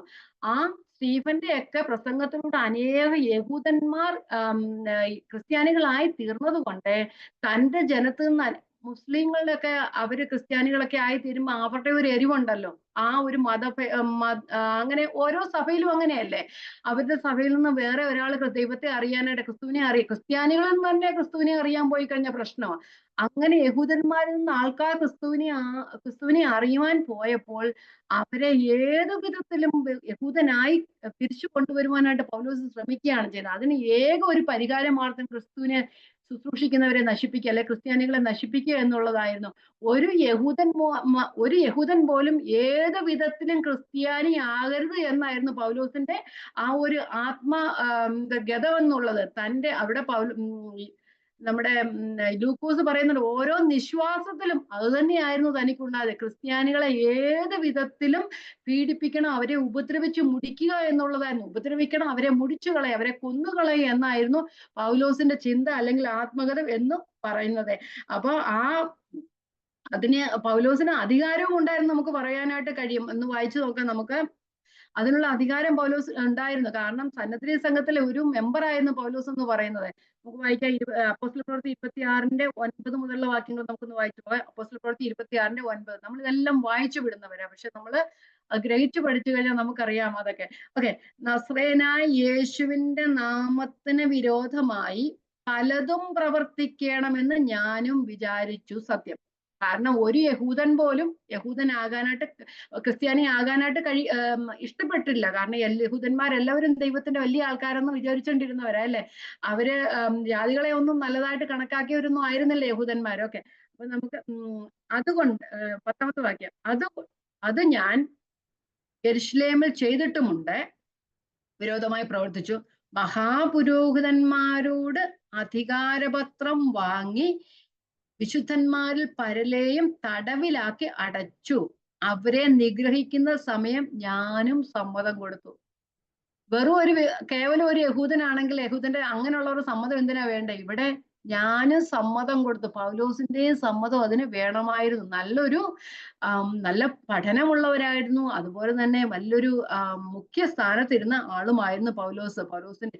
എന്നിട്ട് 11ാമത്തെ വാക്യം, ഞാൻ എല്ലാ പള്ളികളിലും അവരെ പലപ്പോഴും ദണ്ഡിപ്പിച്ചും കൊണ്ട് ദൂഷണം പറവാൻ നിർബന്ധിക്കുകയും അവരുടെ നേരെ അത്യന്തം ഭ്രാന്ത് പിടിച്ച് അന്യപട്ടണങ്ങളോളവും ചെന്ന് അവരെ ഉപദ്രവിക്കുകയും ചെയ്തു. യെരുശലേമിൽ മാത്രമല്ല, യെരുശലേമിന് പുറത്തും അവരെ എന്താ പറയുന്നത്, നശിപ്പിക്കാനായി പോകാനായിട്ട് ശ്രമിക്കുകയാണ് ചെയ്യുന്നത്. നമുക്ക് അപ്പോസ്തല പ്രവൃത്തി 7:58 പറയുന്നുണ്ട്, ആ സ്റ്റീഫനെ കൊന്നവരുടെ പറയുന്നേ, സ്റ്റീഫൻ മരിച്ചപ്പോൾ സ്റ്റീഫന്റെ വസ്ത്രം അവരെടുത്ത് പൗലോസിന്റെ കാൽക്കൽ വെച്ചതായിട്ട് നമ്മൾ കാണുവാനായിട്ട് കഴിയും. അപ്പോസ്തല പ്രവൃത്തി 7:58. അവനെ നഗരത്തിൽ നിന്ന് തള്ളി പുറത്താക്കി കല്ലെറിഞ്ഞു. സ്റ്റീഫനെ സാക്ഷികൾ തങ്ങളുടെ വസ്ത്രം ശൗൽ എന്ന പേരുള്ള ഒരു ബാല്യക്കാരന്റെ കാൽക്കൽ വെച്ചു, അവരുടെ കാൽക്കൽ വെച്ചു. അത്രത്തോളം ആ ഒരു മഹത് വ്യക്തിയായിരുന്നു പൗലോസ് എന്ന് പറയുന്നത്. അപ്പോസ്തല പ്രവൃത്തി 9:1 മുതലുള്ള വാക്യങ്ങൾ ശൗലിനെ കുറിച്ച്, പൗലോസിനെ കുറിച്ച് ലൂക്കോസിന്റെ സാക്ഷ്യം നമുക്കൊന്ന് വായിക്കാം. 1ഉം 2ഉം. ശൗൽ കർത്താവിന്റെ ശിഷ്യന്മാരുടെ നേരെ ഭീഷണിയും കൊലയും നിശ്വസിച്ചുകൊണ്ട് ഓരോ ശ്വാസവും എടുക്കുന്നത് ക്രിസ്ത്യാനികളെ കൊല്ലണമെന്ന് വിചാരിച്ചിട്ടായിരുന്നു. നിശ്വസിച്ചുകൊണ്ട് മഹാപുരോഹിതന്റെ അടുക്കൽ ചെന്നു. ദമസ്കോസിൽ ഈ മാർഗക്കാരായ വല്ല പുരുഷന്മാരെയോ സ്ത്രീകളെയോ കണ്ടാൽ അവരെ പിടിച്ചുകെട്ടി യെരുശലേമിലേക്ക് കൊണ്ടുവരാൻ തക്കവണ്ണം അവിടുത്തെ പള്ളികൾക്ക് അവനോട് അധികാരപത്രവും വാങ്ങി. യെരുശലേമിൽ ഇതിനൊക്കെ അധികാരം പുള്ളിക്കുണ്ടായിരുന്നു. ആ അന്യ സ്ഥലങ്ങളിലും പോയി അവരെ പിടിച്ച് യെരുശലേമിലേക്ക് കൊണ്ടുവന്ന് അവരെ നിഗ്രഹിക്കാനുള്ള, അല്ലെ അവരെ കൊല്ലുവാനുള്ള ഒരു അധികാരപത്രം മഹാപുരോഹിതന്മാരിൽ നിന്നും വാങ്ങി. കാരണം മഹാപുരോഹിതന്മാരെല്ലാം ക്രിസ്തുവിനെ ക്രൂശിച്ചവരാ അല്ലേ. വീണ്ടും അനേകർ ക്രിസ്തുവിലേക്ക് വരുന്ന അവർക്ക് ഭയങ്കര എതിരായിരുന്നു, സത്യം അറിയാമെന്നിട്ട് തന്നെ. എന്നിട്ടും ക്രിസ്ത്യാനികളെ മുടിക്കാനായിട്ട് അവർ ശ്രമിച്ചുകൊണ്ടിരിക്കുന്നതിന്റെ കൂട്ടത്തില് പൗലോസും അതിനു വേണ്ടി മുന്നേറുകയാണ് ചെയ്തത്. അപ്പം പൗലോസ് ജീവിച്ചത് തന്നെ ക്രിസ്ത്യാനികളെ കൊല്ലാൻ വേണ്ടിയിട്ടായിരുന്നു എന്ന് നമുക്ക് പറയാനായിട്ട് കഴിയും. തന്റെ മതത്തെക്കുറിച്ചുള്ള എരിവ് തന്നെ ഒരു ഭീകരവാദി ആക്കി തീർത്തു എന്ന് നമുക്ക് പറയുവാനായിട്ട് കഴിയും. പൗലോസ് തന്റെ ആൾക്കാരെ കുറിച്ച്, സ്വജാതിക്കാരെ കുറിച്ച് പൗലോസിന്റെ സാക്ഷ്യം നമുക്ക് നോക്കാം. റോമാലേഖനം 10:2ഉം 3ഉം വാക്യങ്ങൾ. റോമാലേഖനം 10:2-3. അവർ പരിജ്ഞാനപ്രകാരമല്ലെങ്കിലും ദൈവത്തെ സംബന്ധിച്ച് എരിവുള്ളവർ എന്ന് ഞാൻ അവർക്ക് സാക്ഷ്യം പറയുന്നു. പരിജ്ഞാനമൊന്നും ഇല്ല എങ്കിലും അവർ ദൈവത്തെക്കുറിച്ച് പറയുക. ചിലർ പറയുന്ന അവര് വിശ്വസിക്കുന്ന ആ പ്രമാണത്തിൽ അവർ ഉറച്ചു നിന്നങ്ങ് എരിവേറി പോകും അല്ലെ. എല്ലാവരും അങ്ങനെ തന്നെയാ പോകുന്നത് അല്ലെ. അവർ വിശ്വസിക്കുന്നത് നമ്മളോട് ആരോടും ദൈവവചനം നമ്മൾ അറിയാത്ത സമയത്ത് പറഞ്ഞു കഴിഞ്ഞാൽ എങ്ങനെയെങ്കിലും, നമുക്ക് അറിവില്ലെങ്കിലും ഉള്ള അറിവും കൊണ്ട് നമ്മൾ എങ്ങനെയെങ്കിലും എതിർത്ത് നിൽക്കാൻ ശ്രമിച്ചവരാ അല്ലേ. എനിക്കറിയാം. അങ്ങനെയൊക്കെ ശ്രമിക്കാനായിട്ട് പിന്നെ ഞാൻ പറയുന്നില്ല, ഒന്നും മനസ്സിൽ വരുന്നുണ്ട് കുറെ കാര്യങ്ങളൊന്നും പറയുന്നില്ല. ഓക്കെ, അവർ പരിജ്ഞാനപ്രകാരമെങ്കിലും ദൈവത്തെ സംബന്ധിച്ച് എരിവുള്ളവരെന്ന് ഞാൻ അവർക്ക് സാക്ഷ്യം പറയുന്നു. ഓക്കെ, അവർ എരിവുള്ളവരാണ്. അവർ ദൈവത്തിന്റെ നീതി അറിയാതെ സ്വന്തം നീതി സ്ഥാപിപ്പാൻ അന്വേഷിച്ചുകൊണ്ട് ദൈവത്തിന്റെ നീതിക്ക് കീഴ്പ്പെട്ടില്ല. ന്യായപ്രമാണ പുസ്തകത്തിൽ എഴുതി വെച്ചിട്ടുണ്ട് ദൈവത്തിന്റെ നീതി എന്ന് എന്താന്ന്. പക്ഷെ ആ ദൈവത്തിന്റെ നീതി അവർക്ക് മനസ്സിലാക്കാനായിട്ട് കഴിയുന്നില്ല. അതുകൊണ്ട് അവർ സ്വന്തം നീതി അന്വേഷിച്ചത് കൊണ്ട് ദൈവത്തിന്റെ നീതിക്ക് കീഴ്പ്പെട്ടില്ല. അവര് ആ ഒരു സ്വന്തം നീതി അങ്ങ് സ്ഥാപിക്കാനായിട്ട് ശ്രമിക്കുക. മലയാളം സോറി, ന്യായപ്രമാണത്തിൽ എഴുതിയെല്ലാം വെച്ചിട്ടുണ്ട്. പക്ഷെ ദൈവത്തിന്റെ ആത്മാവ് ഉള്ളിലില്ലാത്തതുകൊണ്ട് ആത്മാവ് മനസ്സിലാക്കി കൊടുക്കുന്നില്ല. അത് ദൈവത്തിന്റെ അതെന്തോന്ന് മനസ്സിലാക്കുന്നില്ല. അതുകൊണ്ട് അവരുടേതായ രീതിയിൽ അവര് വ്യാഖ്യാനിച്ച് ആ സ്വന്തം നീതി നടപ്പാക്കാനായിട്ട് ശ്രമിക്കുന്നവരായിരുന്നു പരീശന്മാര്. അപ്പൊ അവര് അതിനെക്കുറിച്ച് പരിജ്ഞാനമില്ലെങ്കിലും അവര് ആ ഉള്ള പരിജ്ഞാന പ്രകാരം അവര് എരിവേറിയവരായിരുന്നു. അതുകൊണ്ട് ദൈവത്തിന്റെ നീതിക്ക് കീഴ്പ്പെടുവാനായിട്ട് അവര് ആഗ്രഹിച്ചില്ല. പ്രത്യേകിച്ച് പരീശന്മാര് ന്യായപ്രമാണം വള്ളി പുള്ളി വിടാതെ അനുസരിക്കാൻ ശ്രമിക്കുന്നവരാണ്. അവരത് കഴിവെന്ന് ശ്രമിക്കും. പക്ഷെ അവർക്ക് അനുസരിക്കാൻ കഴിയാത്തവരെന്തോ ചെയ്യും? അവര് തിരുത്തിയിട്ട് അതിനെ ആ ഒരു തങ്ങളുടെ ഇഷ്ടത്തിന് അനുസരിച്ചത് വ്യാഖ്യാനിക്കും, അല്ലേ? അതുകൊണ്ടല്ലേ പൗലോസ് കർത്താവ് തന്നെ അവരോട് പറയുന്നത്, നിങ്ങൾ മനുഷ്യരുടെ മേലെ നുകം വെച്ചുകൊണ്ടിരിക്കുക എന്ന് പറയുന്നത്. ആ ദൈവം പറഞ്ഞ വചനത്തിലാണെങ്കിൽ ഒരു നുകവിന്റെ ആവശ്യമൊന്നുമില്ല, അല്ലേ? പക്ഷെ പരീക്ഷന്മാര് നമ്മള് പറയത്തില്ല, കുറുമ്പിനെ കൊണ്ട് എന്തൊക്കെ എടുപ്പിക്കുമെന്ന് പറയത്തില്ല, വൈകിട്ടുള്ള കാര്യങ്ങൾ എടുപ്പിക്കുമെന്ന് പറഞ്ഞതുപോലെ തന്നെ അവര് മനുഷ്യരെ കൊണ്ട് ഭാരമുള്ള നുകം ചുമപ്പിക്കുകയാണ് ചെയ്യുന്നത്. അവര് അനുസരിക്കാൻ ശ്രമിക്കും. പക്ഷെ അവർക്ക് അനുസരിക്കാൻ വഴിയാത്ത കാര്യങ്ങളെ തങ്ങളുടെ ഇഷ്ടത്തിനനുസരിച്ച് കോട്ടി മാറ്റി വിശദീകരിക്കാനായിട്ട് അല്ലെങ്കിൽ വ്യാഖ്യാനിക്കാനായിട്ട് ശ്രമിക്കും. അപ്പൊ അങ്ങനെ പൗലോസ് ക്രിസ്ത്യാനികളെ നശിപ്പിക്കാനായിട്ട് യാത്ര ചെയ്തുകൊണ്ടിരുന്ന സമയത്ത് ദമസ്കോസിന്റെ പടിവാതിൽ വെച്ച് കർത്താവിനെ കാണുവാനായിട്ട് ഇടയാക്കും. പടിവാതിൽ എന്ന് പറയുന്ന നഗരത്തിന്റെ ആ ഒരു കവാടമായിരിക്കും, എൻട്രൻസ് ആയിരിക്കും. അവിടെ വെച്ച് കർത്താവിനെ കാണുവാനായിട്ട് ഇടയായി തീർന്നു. ആ സാക്ഷ്യം നമുക്ക് ലൂക്കോസ് പറയുന്നെങ്കിലും പൗലോസിന്റെ സാക്ഷ്യം നമുക്കൊന്ന് വായിക്കാം. അത് അപ്പോസ്തല പ്രവൃത്തികൾ 26-ാമത്തെ അധ്യായം 12-ാമത്തെ വാക്യം മുതൽ നമുക്കൊന്ന് വായിക്കാം. പൗലോസ് അവിടെ പറയുകയാണ്, താനെ ആ എരിവേറി ക്രിസ്ത്യാനികളെ മുടിപ്പിച്ചുകൊണ്ടിരിക്കുകയാണ് ചെയ്തതെന്ന്. അപ്പോസ്തല പ്രവൃത്തി 26-12 മുതലുള്ള വാക്യങ്ങൾ. ഓക്കെ. ഇങ്ങനെ ചെയ്തു വരികിൽ, എങ്ങനെ മുടിക്കുവാനായിട്ട് അല്ലെ നശിപ്പിക്കാനായിട്ട് പോകുന്ന വഴിയിൽ ഇങ്ങനെ ചെയ്തു വരികിൽ ഞാൻ മഹാപുരോഹിതന്മാരുടെ അധികാരത്തോടും ആജ്ഞയോടും കൂടെ ദമസ്കോസിലേക്ക് യാത്ര പോകുമ്പോൾ രാജാവേ, അഗ്രിപ്പാവിന്റെ മുമ്പെയാണ്, നട്ടുച്ചയ്ക്ക് ഞാൻ വഴിയിൽ വെച്ച് സൂര്യന്റെ പ്രകാശത്തെ കവിഞ്ഞോര് വെളിച്ചം ആകാശത്തിൽ നിന്ന് എന്നെയും എന്നോട് കൂടെ യാത്ര ചെയ്യുന്നവരെ ചുറ്റി പ്രകാശിക്കുന്നത് കണ്ടു. ഞങ്ങൾ എല്ലാവരും നിലത്ത് വീണപ്പോൾ, പൗലോസ് തന്നെയല്ല വീണ, എല്ലാവരും നിലത്ത് വീണപ്പോൾ, ശൗലേ ശൗലേ, നീ എന്നെ ഉപദ്രവിക്കുന്നത് എന്ത്? മുള്ളിന്റെ നേരെ ഉദയ്ക്കുന്നത് നിനക്ക് വിഷമമാകുന്നു എന്ന് എബ്രായ ഭാഷയിൽ എന്നോട് പറയുന്ന ഒരു ശബ്ദം ഞാൻ കേട്ടു. ഇപ്പോഴും മുള്ളിന്റെ നേരെ ഉദയ്ക്കുന്നവർ അനേകരുണ്ട്. മുള്ളിന്റെ നേരെ ഉദച്ചാൽ തന്നെ തിരിച്ച് നല്ലോണം ഇങ്ങോട്ടും കിട്ടും, അല്ലേ? മുള്ളിനെ നമ്മൾ അടിക്കാൻ എന്തായാലും നമ്മുടെ കയ്യിൽ മുള്ളു കൊള്ളത്തേ ഉള്ളു, അല്ലേ? മുള്ളിനൊന്നും സംഭവിക്കത്തില്ല. ഓക്കെ. നീ ആരാകുന്നു കർത്താവേ എന്ന് ഞാൻ ചോദിച്ചതിന് കർത്താവ്, നീ ഉപദ്രവിക്കുന്ന യേശു തന്നെ ഞാൻ, എങ്കിലും എഴുന്നേറ്റ് നിവർന്നു നിൽക്ക, നീ എന്നെ കണ്ടതിനും ഇനി ഞാൻ നിനക്ക് പ്രത്യക്ഷനാവാനിരിക്കുന്നതിനും നിന്നെ ശുശ്രൂഷകനും സാക്ഷിയുമായി നിയമിപ്പാൻ ഞാൻ നിനക്ക് പ്രത്യക്ഷനായി. ജനത്തിന്റെയും ജാതികളുടെയും കയ്യിൽ നിന്ന് ഞാൻ നിന്നെ രക്ഷിക്കും. അവർക്ക് പാപമോചനവും എന്നിലുള്ള വിശ്വാസത്താൽ ശുദ്ധീകരിക്കപ്പെട്ടവരുടെ ഇടയിൽ അവകാശവും ലഭിക്കേണ്ടതിന് അവരുടെ കണ്ണു തുറപ്പാനും, ജാതികളുടെ കണ്ണു തുറപ്പാനും, അവരെ ഇരുളിൽ നിന്ന് വെളിച്ചത്തിലേക്കും സാത്താന്റെ അധികാരത്തിൽ നിന്നും ദൈവത്തിങ്കലേക്കും തിരിപ്പാനും ഞാൻ ഇപ്പോൾ നിന്നെ അവരുടെ അടുക്കൽ അയക്കുന്നു എന്ന് കൽപ്പിച്ചു. തന്റെ സാക്ഷ്യമാണ് തന്റെ ജാതികളിലേക്കാണ് ദൈവം സുവിശേഷത്തിനായി ഏൽപ്പിച്ചത്. അതുകൊണ്ട് അഗ്രിപ്പ രാജാവേ, ഞാൻ സ്വർഗീയ ദർശനത്തിന് അനുസരണക്കേട് കാണിക്കാതെ ആദ്യം ദമസ്കോസിലും യെരുശലേമിലും യഹൂദ്യാദേശത്തും തെങ്ങുള്ളവരോടും പിന്നെ ജാതികളോടും മാനസാന്തരപ്പെട്ട് ദൈവത്തിലേക്ക് തിരിഞ്ഞ് മാനസാന്തരത്തിന് യോഗ്യമായ പ്രവൃത്തികൾ ചെയ്യണമെന്ന് പ്രസംഗിച്ചു. അപ്പോൾ പൗലോസ് എന്തുവാ ചെയ്തത്? ആ ക്രിസ്തുവിന് വേണ്ടി എരിഞ്ഞു. സ്വർഗീയ ദർശനത്തിന് അനുസരണക്കേട് കാണിക്കാതെ കർത്താവ് തന്നോട് പറഞ്ഞത് താൻ അനുസരിക്കുകയാണ് ചെയ്തത്. തന്റെ യഹൂദ മതത്തിലെ ആ എരി പോലെ തന്നെ ക്രിസ്തുവിനെ അറിഞ്ഞപ്പോൾ ക്രിസ്തുവിനു വേണ്ടി എരിയുവാനും തന്റെ ജീവിതത്തെ പൂർണ്ണമായി പൗലോസ് സമർപ്പിച്ചു. ഓക്കെ, അതുകൊണ്ടല്ലേ നമ്മൾ ആ വാക്യം ഒന്നുകൂടെ വായിക്കാം, 13-14. ഗലാത്യ ലേഖനം 1:13-14. യഹൂദ മതത്തിലെ എന്റെ മുമ്പത്തെ നടപ്പ് നിങ്ങൾ കേട്ടിട്ടുണ്ടല്ലോ. ഞാൻ ദൈവത്തിന്റെ സഭയെ അത്യന്തം ഉപദ്രവിച്ചു മുടിക്കുകയും എന്റെ പിതൃപാരമ്പര്യത്തെ കുറിച്ച് അത്യന്തം എരിവേറി എന്റെ സ്വജനത്തിൽ സമപ്രായക്കാരായ പലരെക്കാളും യഹൂദ മതത്തിൽ അധികം മുതിരുകയും ചെയ്യുന്നു. ഒരു നേതാവായിട്ട് തന്നെ താൻ ആ കാര്യം ഏറ്റെടുക്കുകയാണ് ചെയ്യുന്നത്. എന്നിട്ട് പൗലോസ് തന്റെ സാക്ഷ്യം പറയുന്നതെന്ന് കേട്ടു നോക്കിയ 15-ാമത്തെ വാക്യം. എന്ത് രസമാണ്.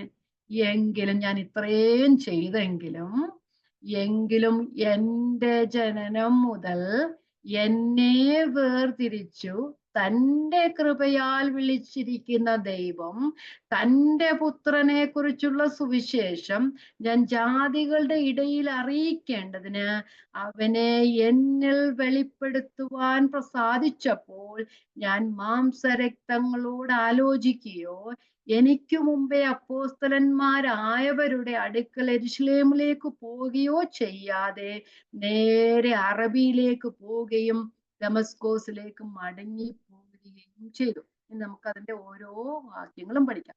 ഇതായിരുന്നു പൗലോസിന്റെ മുമ്പിലത്തെ ആ ഒരു ജീവിതം എന്ന് പറയുന്നത്.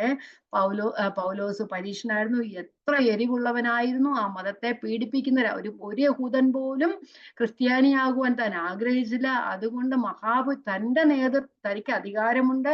പിന്നെ മഹാപുരോഹിതന്മാരുടെ ഒത്താശയോടും കൂടി അവരിൽ നിന്ന് അധികാരപത്രവും വാങ്ങിച്ച് യെരൂശലേമിൽ മാത്രമല്ല മറ്റു സ്ഥലങ്ങളിലും പോയി ക്രിസ്ത്യാനികളെ ഉപദ്രവിക്കുകയും അവരെ യെരൂശലേമിലേക്ക് വലിച്ചിഴച്ചു കൊണ്ടുവന്ന് അവരെ കൊല്ലുവാനും ശ്രമിക്കുകയും ചെയ്ത സമയം അങ്ങനെ താൻ ശ്രമിച്ചു പോരുകയും ചെയ്തു.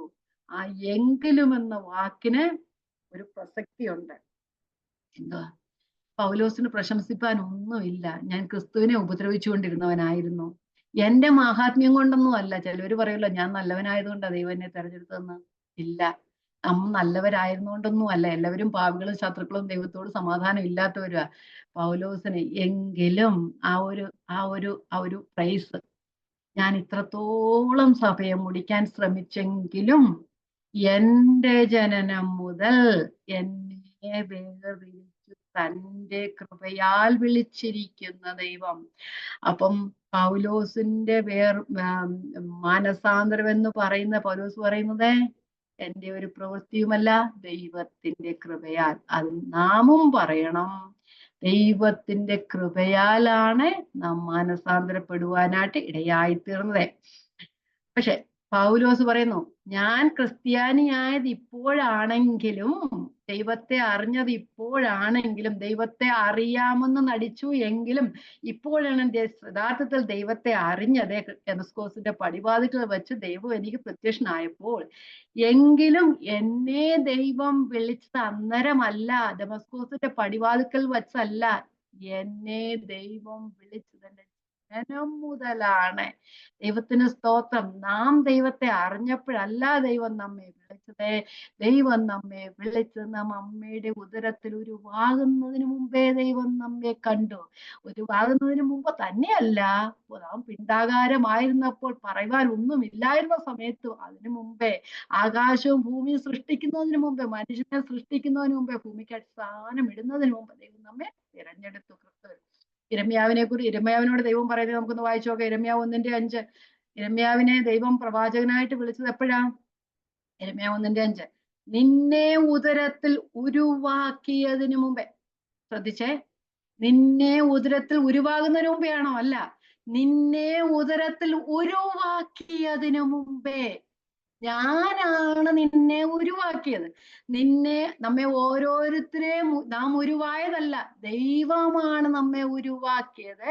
നിന്നെ ഉദരത്തിൽ ഉരുവാക്കിയതിനു മുൻപേ ഞാൻ നിന്നെ അറിഞ്ഞു. നമ്മൾ ഒന്നുമില്ലാതിരുന്നപ്പോൾ, നാം ഒരു സൈഗോട്ടാകുന്നതിന് മുമ്പ് ദൈവം നമ്മെ അറിഞ്ഞു. നീ ഗർഭപാത്രത്തിൽ നിന്ന് പുറത്തു വന്നതിന് മുമ്പേ ഞാൻ നിന്നെ വിശുദ്ധീകരിച്ചു, നിന്നെ സെറ്റപ്പാർട്ട് ചെയ്തു, ജാതികൾക്ക് പ്രവാചകനായി നിയമിച്ചിരിക്കുന്നു. അപ്പം പൗലോസിനെ വിളിക്കുന്നതിന് മുമ്പേ, പൗലോസിന് ദൈവത്തെ അറിയുന്നതിനു മുമ്പേ, ലോക സ്ഥാപനത്തിനു മുമ്പേ ജാതികളെ ദൈവത്തിങ്കിലേക്ക് നയിക്കുവാൻ ജാതികളുടെ അപ്പോസ്തലനായി പൗലോസിനെ ദൈവം നിയമിച്ചു.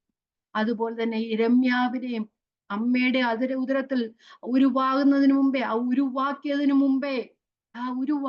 മുമ്പേ ദൈവം ഉരുവാക്കാതെ ഒന്നും ഉരുവാകുന്നില്ല. എത്രയോ ആൾക്കാർ ഗർഭത്തെ നശിപ്പിച്ചു കളയുന്നു. ഇതെല്ലാം ദൈവം ഉരുവാക്കിയതാണ്. ദൈവത്തിന് സ്തോത്രം. നാമും ദൈവത്താൽ ഉരുവാക്കപ്പെട്ടതിന് മുമ്പേ ദൈവം നമ്മെ അറിഞ്ഞു.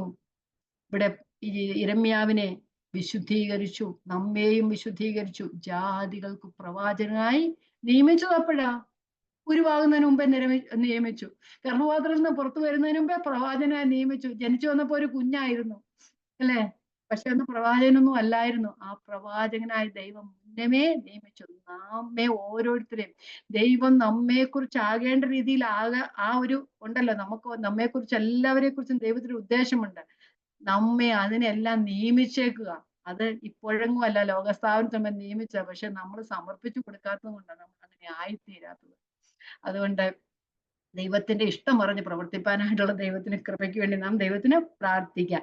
അപ്പം പൗലോസ് എടുക്കുന്നതിന് മുമ്പ് ജനനം മുതൽ വേർതിരിച്ചു, സെറ്റ് അപ്പാർട്ട് ചെയ്തു. അപ്പം പൗലോസ് ഇപ്പോഴാണ് ക്രിസ്ത്യാനി ആയി എങ്കിലും ദൈവത്തിന്റെ തെരഞ്ഞെടുപ്പ് പൗലോസിനെ കുറിച്ചുള്ളത് അതിനു മുമ്പായിരുന്നു. തന്റെ ജനനം മുതൽ തന്നെ വേർതിരിച്ചു.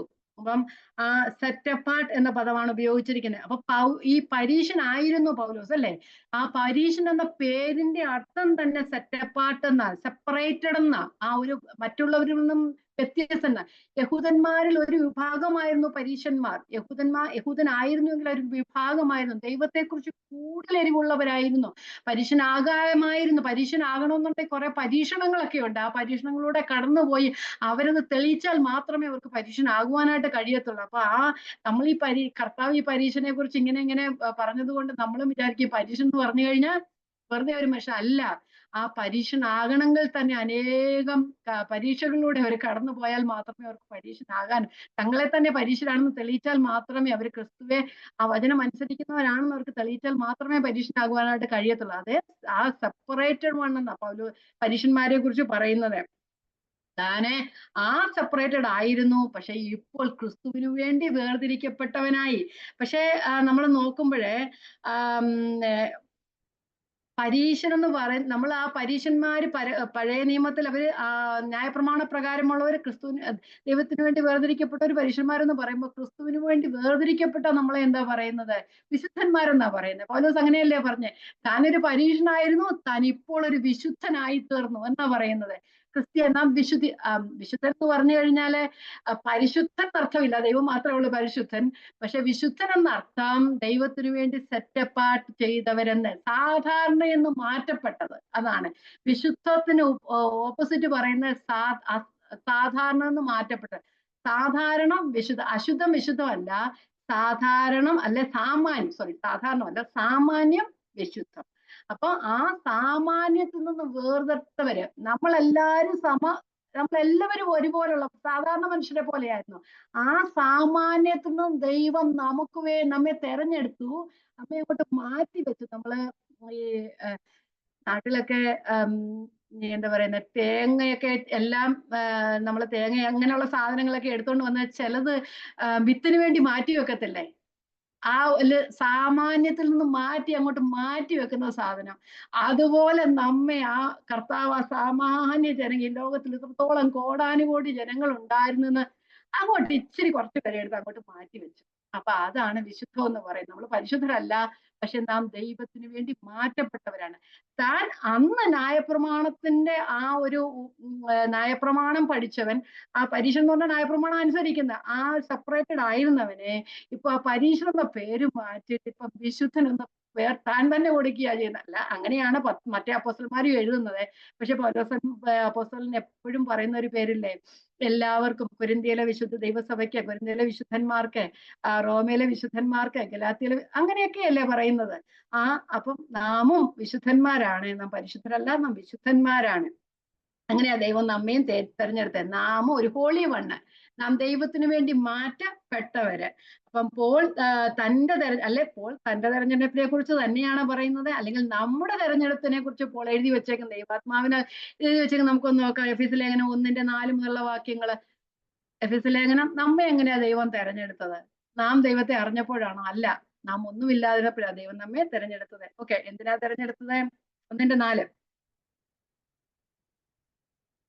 നാം തന്റെ സന്നിധിയിൽ, ദൈവത്തിന്റെ സന്നിധിയിൽ വിശുദ്ധരും നിഷ്കളങ്കരും ആകേണ്ടതിന്, നമ്മൾ ഇങ്ങനെ ഇപ്പൊ ഇരിക്കാനല്ല, നമ്മൾ ഒരിക്കൽ വിശുദ്ധരും നിഷ്കളങ്കരും ആകേണ്ടതിന്, നമ്മളാരും വിശുദ്ധരും നിഷ്കളങ്കരും അല്ല, ഞാനല്ല, അവൻ ലോകസ്ഥാപനത്തിനു മുമ്പേ, ആകാശത്തിനും ഭൂമിക്കും അടിസ്ഥാനം ഇടുന്നതിന് മുമ്പേ, അല്ലെ ഭൂമിക്ക് അടിസ്ഥാനം ഇടുന്നതിന് മുമ്പേ നമ്മെ അവനിൽ തിരഞ്ഞെടുക്കുകയും, ആരല്ല തിരഞ്ഞെടുത്തത്? ക്രിസ്തുവിൽ തിരഞ്ഞെടുത്തു. അപ്പൊ ദൈവം നമ്മെ ലോകസ്ഥാപനത്തിന് മുമ്പേ ക്രിസ്തുവിൽ തിരഞ്ഞെടുത്തു. അപ്പൊ നാം ആയതിനു മുമ്പേ ദൈവം നമ്മെ അമ്മയുടെ ഉദരത്തിൽ ഉരുവാക്കിയതിനു മുമ്പേ, ആദമിനെ ഔവ്വയും നിർമ്മിക്കുന്നതിന് മുമ്പേ, ഭൂമിക്ക് അടിസ്ഥാനം ഇടുന്നതിന് മുമ്പേ ദൈവം നമ്മെ ക്രിസ്തുവിൽ തിരഞ്ഞെടുത്തു. ലോകസ്ഥാപനത്തിനു മുമ്പേ പിതാവും പുത്രനും പരിശുദ്ധാത്മാവും തന്നെ ഇരിക്കുന്ന സമയത്ത് അവരുടെ ആഗ്രഹമായിരുന്നു മനുഷ്യനെ നിർമ്മിക്കുക എന്നുള്ളത്, അല്ലെ? പക്ഷേ അങ്ങനെ അങ്ങനെ ഒരു ആലോചന ഉണ്ടായി, മനുഷ്യരെ നിർമ്മിച്ചു. പക്ഷെ മനുഷ്യൻ പാപം ചെയ്യുമെന്ന് അറിയുന്ന ദൈവം, ആദിയിൽ തന്നെ അവസാനവും പൂർവ്വകാലത്ത് തന്നെ മേലാൽ സംഭവിക്കുന്നത് അറിയാനുള്ള ദൈവം മനുഷ്യനെ വീണ്ടെടുപ്പിനുള്ള പദ്ധതി കൂടെ ആവിഷ്കരിച്ചു. അതെല്ലാം ആവിഷ്കരിച്ച ശേഷം നമ്മെ തെരഞ്ഞെടുത്ത്, നാം പാപികളാണെന്ന് അറിഞ്ഞിരിക്കുമ്പോൾ തന്നെയാണ് നമ്മള് അഴുക്കായവരെ ആരെയും, അല്ലെങ്കിൽ നല്ല സ്വഭാവം ഇല്ലാത്തവരെ ആരെയും നമ്മൾ സ്നേഹിക്കാറില്ല, അല്ലെ? ദൈവം നമ്മൾ നല്ലവരായിരുന്നുകൊണ്ടല്ല നമ്മെ സ്നേഹിച്ചത്. നമ്മൾ അതിക്രമങ്ങളാലും പാപങ്ങളാലും മരിച്ചവരായിരുന്നു അറിഞ്ഞത് കൊണ്ട് തന്നെയാ ദൈവം നമ്മെ സ്നേഹിച്ചതല്ലേ. നമ്മ ആരും നല്ലവരായിട്ടല്ല ദൈവം നമ്മെ സ്നേഹിച്ചത്. ഓക്കെ, 5-ാമത്തെ വാക്യം എന്നാ പറയുന്നത്? ക്രിസ്തു മുഖാന്തരം നമ്മെ ദത്തെടുത്തു. എല്ലാം ക്രിസ്തു മുഖാന്തരം തിരുഹിതത്തിന്റെ പ്രസാദപ്രകാരം യേശുക്രിസ്തു മുഖാന്തരം നമ്മെ ദത്തെടുത്തു, നമ്മെ തെരഞ്ഞെടുത്തു, നമ്മെ ദത്തെടുത്തു. 1:6 പറയുന്നത്, സ്നേഹത്തിൽ നമ്മെ മുൻനിയമിച്ചു, അവൻ പ്രിയനായവനിൽ നമുക്ക് സൗജന്യമായി നൽകിയ തന്റെ കൃപാമഹത്വത്തിന്റെ പുകഴ്ചയ്ക്കായി സ്നേഹത്തിൽ നമ്മെ മുൻനിയമിക്കുകയും ചെയ്തല്ലോ. ആദ്യം നമ്മെ തെരഞ്ഞെടുത്തു, പിന്നെ നമ്മെ ദത്തെടുത്തു, എന്നിട്ട് നമ്മെ മുൻനിയമിച്ചു. ആരെങ്കിലും ദത്തെടുക്കുന്നത് അവരുണ്ടായതിനു ശേഷമല്ല ദത്തെടുക്കാൻ കഴിയത്തുള്ളൂ. മനുഷ്യൻ ദത്തെടുക്കുന്നത്, ഇവിടെ നമ്മെ ദത്തെടുത്ത എപ്പോഴാ? നാം ജനിക്കുന്നതിന് മുമ്പേ ദൈവം നമ്മെ ദത്തെടുത്തു. ഓരോ വാക്യങ്ങളൊന്ന്, ഓരോ പദങ്ങളൊന്ന് വായിച്ചു നോക്കിയേ. ദത്തെടുത്തു. 1:7 പറയുന്നു, ക്രിസ്തുവിന്റെ രക്തത്താൽ നമ്മെ വീണ്ടെടുത്തു. എപ്പോഴാ വീണ്ടെടുത്ത്? നാം ജനിക്കുന്നതിന് മുമ്പേ. അവന് നമുക്ക് അവന്റെ രക്തത്താൽ അതിക്രമങ്ങളുടെ മോചനം എന്ന വീണ്ടെടുപ്പുണ്ട്. 8-ാം വാക്യം, തന്റെ കൃപയാൽ. എങ്ങനെയാ? നമ്മളുടെ പ്രവൃത്തിയല്ല, ദൈവത്തിന്റെ കൃപയാൽ. 8, അവൻ അത് നമുക്ക് താൻ ധാരാളമായി കാണിച്ച കൃപാധനപ്രകാരം സകല ജ്ഞാനവും വിവേകവുമായി നൽകിയിരിക്കുന്നു. ആ കൃപപ്രകാരം 9 പറയുന്നു, തന്റെ ഹിതത്തിന്റെ മർമ്മം നമ്മോട് അറിയിച്ചു. ആ ഒരു സുവിശേഷം നമ്മോട് അറിയിച്ചു. ഓക്കെ, അവനിൽ ക്രിസ്തുവിൽ താൻ മുൻനിർണയിച്ച തന്റെ ആ ഒരു ഇഷ്ടം പോലെ, താൻ തീരുമാനിച്ചതുപോലെ തന്റെ പ്രസാദത്തിന് തക്കവണ്ണം, ദൈവത്തിന്റെ പ്രസാദത്തിന് തക്കവണ്ണം തന്റെ ഹിതത്തിന്റെ മർമ്മം അവൻ നമ്മോട് അറിയിച്ചു. അപ്പൊ നമ്മ ഇതെല്ലാം വീണ്ടെടുത്തു. പക്ഷെ നാം വീണ്ടെടുത്തത് എങ്ങനെയാണ്? ആ സുവിശേഷം നമുക്ക് തന്നത് കൊണ്ട്, ആ മർമ്മം നമുക്ക് വെളിപ്പെടുത്തിയത് കൊണ്ട് നമ്മോട് അറിയിച്ചു. ആ മർമ്മം എന്താണ്? നാം ഒരിക്കൽ ക്രിസ്തുവിനോടുകൂടെ സകലവും ക്രിസ്തുവിൽ ഒന്നായി ചേരുമെന്ന ഒരു വലിയൊരു, ആദ്യം സകലവും ദൈവത്തിൽ നിന്നായതുപോലെ സകലവും ഒരിക്കൽ ക്രിസ്തുവിലായി, നാമും എല്ലാം സകലവും ക്രിസ്തുവിലായി തീരുമെന്നൊരു ലോക വ്യവസ്ഥയുണ്ട്. ഒരു അവസാനം, ഒരു ദൈവത്തിന്റെ ഒരു കാലസമ്പൂർണ്ണ ഒരു വ്യവസ്ഥയുണ്ട്. അതിനായിട്ടാ നമ്മെ തീർത്തിട്ട്. നാം പാപികളായിരുന്നു, ദൈവത്തോടടുക്കാൻ ഒരു കാരണവും ഇല്ലായിരുന്നു. ആ പാപികളായ നമ്മെ ക്രിസ്തുവിൽ ഒന്നാക്കി ചേർക്കാനാണ് ദൈവത്തിന്റെ പ്ലാന്. അതിനുവേണ്ടി ആ മർമ്മം നമ്മോട് അറിയിച്ചു. 10-ാമത്തെ വാക്യം, അത് സ്വർഗത്തിലും ഭൂമിയിലുമുള്ളത് എല്ലാം പിന്നെയും ക്രിസ്തുവിൽ ഒന്നായി ചേർക്ക എന്ന കാലസമ്പൂർണതയിലെ വ്യവസ്ഥയ്ക്കായി തന്നെ. കാലസമ്പൂർണ്ണതയിൽ ഒരു വ്യവസ്ഥ ഉണ്ടായിരുന്നു. മനുഷ്യനെ സൃഷ്ടിക്കുക, പക്ഷെ മനുഷ്യൻ ദൈവത്തോടു കൂടെ വസിക്കണമെന്ന് ദൈവത്തിന് താല്പര്യമുണ്ടായിരുന്നു. പക്ഷെ പാപം ചെയ്ത മനുഷ്യൻ ദൈവത്തിൽ നിന്നും മാറിപ്പോയപ്പോൾ അവനെ രക്ഷിക്കാൻ വേണ്ടി തൻ്റെ പുത്രനെ യാഗം കഴിക്കുവാൻ ദൈവം തീരുമാനിച്ചു. ആ യാഗത്താൽ, യേശുക്രിസ്തുവിന്റെ രക്തത്താലുള്ള വീണ്ടെടുപ്പ് മൂലം അവനെ പിന്നെയും ക്രിസ്തുവിൽ ജനിപ്പിച്ച് ദൈവമക്കളാക്കി തീർത്ത് അവസാനത്തെങ്കിൽ ഭൂമിയിൽ ആദിയിലായിരുന്നത് പോലെ അവസാനത്തിലും ക്രിസ്തുവിനോട് ചേർക്കുവാൻ ദൈവത്തിന് പ്രസാദം തോന്നി. അതാണല്ലോ ആ കാലസമ്പൂർണതയിലെ വ്യവസ്ഥ. അപ്പൊ 11-ാമത്തെ വാക്യം, നാം അവനിൽ അവകാശവും പ്രാപിച്ചു. അവകാശം, മക്കളെന്ന അവകാശം പ്രാപിച്ചു. തന്റെ ഹിതത്തിന്റെ ആലോചന പോലെ സകലവും പ്രവർത്തിക്കുന്നവന്റെ നിർണയപ്രകാരം. ദൈവത്തിന്റെ ഹിതത്താലാണ്, തന്റെ ഹിതത്തിന്റെ ആലോചന പോലെ സകലവും പ്രവർത്തിക്കുന്നവന്റെ നിർണയപ്രകാരം മുൻ നിയമിച്ചത് മുൻകൂട്ടി ദൈവം മുൻ നിയമിച്ചത് ക്രിസ്തുവിൽ ആശ വെച്ചവരായ ഞങ്ങൾ, പൗലോസും കൂട്ടരും, അല്ലെ നമ്മൾ, അവന്റെ മഹത്വത്തിന്റെ പുകഴ്ചയ്ക്കാകേണ്ടതിന് ആ കർത്താവിൽ, ആ കാലസമ്പൂർണതയിൽ സകലവും ക്രിസ്തുവിൽ ഒന്നായി ചേരുമെന്നൊരു കാലസമ്പൂർണതയുടെ ഒരു മർമ്മമുണ്ട്. അതിനായി നമ്മെ വീണ്ടെടുത്തിരിക്കുന്നു. അതിന്റെ അടയാളമാണ് ദൈവം നമുക്ക് പരിശുദ്ധാത്മാവിനെ നമ്മുടെ ഹൃദയത്തിൽ തന്നിരിക്കുന്നത്. 14-ാമത്തെ വാക്യം, നാം ക്രിസ്തുവിൽ ഒന്നായിത്തീരും. പരിശുദ്ധാത്മാവ് പ്രാപിച്ചവരെല്ലാം ഒന്നായിത്തീരും. അതാണ്, അതിനു വേണ്ടിയിട്ടാണ് അച്ചാരം. അത് ആദ്യത്തെ, നാം വസ്തു വാങ്ങിക്കുമ്പോൾ ഒരു ചെറിയ ഒരു ഗഡു കൊടുക്കുന്നത് പോലെ, അതുപോലെ എല്ലാ പൈസയും കൂടെ അല്ലല്ലോ നമ്മൾ ആദ്യം കൊടുക്കുന്നത്. അതുപോലെ മുഴുവനും കൊടുത്തു തീർക്കും. അതുപോലെ നമുക്കും മുഴുവനായിട്ട് ദൈവത്തോടടുക്കാം. അതിനൊരു ഇതായിട്ടാണ്, അതിന്റെ ഒരു ഗഡുവായിട്ടാണ്, അച്ചാരമായിട്ടാണ് പരിശുദ്ധാത്മാവിനെ നമുക്കൊരു തെളിവാണ്. ആ ഒരു പരിശുദ്ധാത്മാവിനെ നമുക്ക് തന്നേക്കുന്ന നാം ക്രിസ്തുവിൽ ഒന്നായി തീരും എന്നതിന്റെ തെളിവാണ്, ഗ്യാരണ്ടിയാണ്. ഓക്കെ, വായിക്കാം. 1:14. ഞാൻ എങ്ങും എഴുത്തത്തിലിരുന്ന്, എനിക്ക് കുഴപ്പമില്ല. തന്റെ സ്വജനത്തിന്റെ വീണ്ടെടുപ്പിനു വേണ്ടി, നമ്മുടെ എല്ലാവരുടെയും വീണ്ടെടുപ്പിന് വേണ്ടി, തന്റെ മഹത്വത്തിന്റെ പുകഴ്ചയ്ക്കായിട്ട്, ദൈവത്തിന്റെ മഹത്വത്തിന്റെ പുകഴ്ചയായിട്ട് നമ്മുടെ അവകാശം, ക്രിസ്തുവിൽ നാം കാലസമ്പൂർണ്ണതയിൽ ഒന്നായി ചേരുമെന്ന അവകാശത്തിന് അച്ചാരമായ വാഗ്ദത്തൻ പരിശുദ്ധാത്മാവിനെ നമുക്ക് ആ വാഗ്ദത്തൻ പരിശുദ്ധാത്മാവ് എന്തുവാ? കർത്താവ് പറഞ്ഞു, ഞാൻ പോകുന്നു, ഞാൻ പോയാൽ നിങ്ങൾക്ക് പരിശുദ്ധാത്മാവെന്ന കാര്യസ്ഥനെ നിങ്ങൾക്ക് തരുമല്ലേ. അതല്ല ദൈവത്തിന്റെ വാഗ്ദത്തം. അവൻ നിങ്ങളോടുകൂടെ ഇരിക്കും, ലോകാവസാനത്തോളം ഇരിക്കാൻ വേണ്ടി. ഞാൻ പോയാലും ആ വാഗ്ദത്ത പ്രകാരം പരിശുദ്ധാത്മാവിനെ നിങ്ങൾക്ക് തരുന്നു. ആ വാഗ്ദത്തത്താൽ, പരിശുദ്ധാത്മാവിനാൽ നമ്മെ മുദ്രയിട്ടിരിക്കുന്നു. നമ്മെ എന്തിനാ മുദ്രയിട്ടിരിക്കുന്നത്?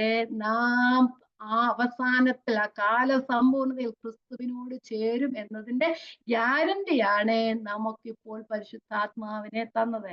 ഇത് വെറും എന്താ പറയുന്നേ, വെറും ചെറിയ പാൽ ഒന്നുമല്ല. ഇതൊക്കെ ഒരു വലിയ മീറ്റ്, ഇത് വലിയൊരു ആത്മീക മർമ്മമാണ്. അത് പഠിച്ചു വരണം. അത് പഠിച്ചാൽ മാത്രം, ഇത് ക്രിസ്തീയ ജീവിതത്തിന്റെ, അല്ല ദൈവമക്കൾ എന്ന ജീവിതത്തിന്റെ ബേസിക്കാ. പക്ഷെ അതൊരു വലിയൊരു മർമ്മമാണ്. അത് പഠിച്ചാൽ മാത്രമേ നമ്മൾ ആരാണെന്ന് നമുക്ക് മനസ്സിലാക്കാനുള്ളൂ. പ്രാർത്ഥിക്കുക, കർത്താവെ ഇതൊക്കെ ഒന്ന് മനസ്സിലാക്കി തരണമേ. ദൈവത്തിന്റെ ആത്മാവിനെ നമുക്ക് ഈ മർമ്മം വെളിപ്പെടുവാൻ ദൈവം കൃപ ആക്കി തരണം. അപ്പം സകലവും ദൈവം ചെയ്തു. പരിശുദ്ധാത്മാവിനെ നമ്മെ മുദ്രയിട്ടു. പക്ഷെ തന്റെ കൃപയാൽ, അങ്ങനെയല്ലേ പൗലോസ് പറയുന്നത്, തന്റെ കൃപയാൽ എന്നെ വിളിച്ചിരിക്കുന്ന ദൈവം. ഒരു വാക്യം പോലും, ഇതിന്റെ പകുതി പോലും നമ്മ ആയില്ല. റോമാലേഖനത്തിൽ പറയുന്നുണ്ട്, ദൈവം നമ്മെ വിളിച്ചത് എന്തിനാ? 5 മിനിറ്റും കൂടെ. ദൈവം നമ്മെ വിളിച്ചത് എന്തിനാ? തന്റെ തേജസ്സിനെ പകരാനായിട്ടാണ് ദൈവം നമ്മെ വിളിച്ചത്. റോമാലേഖനം 9:22. അതുകൂടെ പറഞ്ഞിട്ട് നമുക്ക് നിർത്താം. ആദ്യം ദൈവം, റോമാലേഖനം 9:22 മുതലുള്ള വാക്യങ്ങൾ എടുക്കുമ്പോഴത്തേക്ക്, നിങ്ങൾ എല്ലാവരും എടുക്കുമ്പോഴത്തേക്ക് ഞാൻ പറയാം. ആദ്യം ദൈവം മനുഷ്യനെ സൃഷ്ടിച്ചത് ദൈവത്തിന്റെ തേജസ്, ആ ഒരു തേജസ്സിനാണ് നിർമ്മിച്ചത്, അല്ലേ? പക്ഷെ ആ തേജസ് നഷ്ടപ്പെട്ട മനുഷ്യരെ തന്റെ ആ തേജസ്, ആ ദൈവത്തിന്റെ ആ തേജസ് ഇച്ചിരി മനുഷ്യരിലോട്ട് അങ്ങ് കൊടുത്തേ ഉള്ളായിരുന്നു അന്ന്. പക്ഷെ അത് നഷ്ടപ്പെടുത്തി കളഞ്ഞു. ആ തേജസ്സിനെ വീണ്ടും നമ്മൾ പകരുവാനായിട്ട് ദൈവം ആഗ്രഹിക്കുന്നു. ആ തേജസ്സിൽ നൽകുവാനായിട്ടാണ് ദൈവം നമ്മെ തെരഞ്ഞെടുത്തത്. ഓക്കെ. എന്നാൽ 9:22, എന്നാൽ ദൈവം തന്റെ കോപം കാണിപ്പാനും ശക്തി വെളിപ്പെടുത്തുവാനും യഹൂദന്മാരിൽ നിന്നും മാത്രമല്ല ജാതികളിൽ നിന്നും വിളിച്ച് തേജസ് തരുവാനായി മുന്നൊരുക്കിയ കരുണാപാത്രങ്ങളായ നമ്മൾ. യഹൂദന്മാരെ തേടിയ കർത്താവ് വന്ന, പക്ഷെ അവര് ദൈവത്തെ യഹൂദന്മാരിൽ നിന്ന് മാത്രമല്ല ജാതികളിൽ നിന്ന് എല്ലാവരെയും തിരഞ്ഞെടുക്കും. യഹൂദനൊന്നും വ്യത്യാസമില്ല, യവനൊന്നുമില്ല, എല്ലാവരെയും തിരഞ്ഞെടുക്കാൻ ദൈവം വന്നു.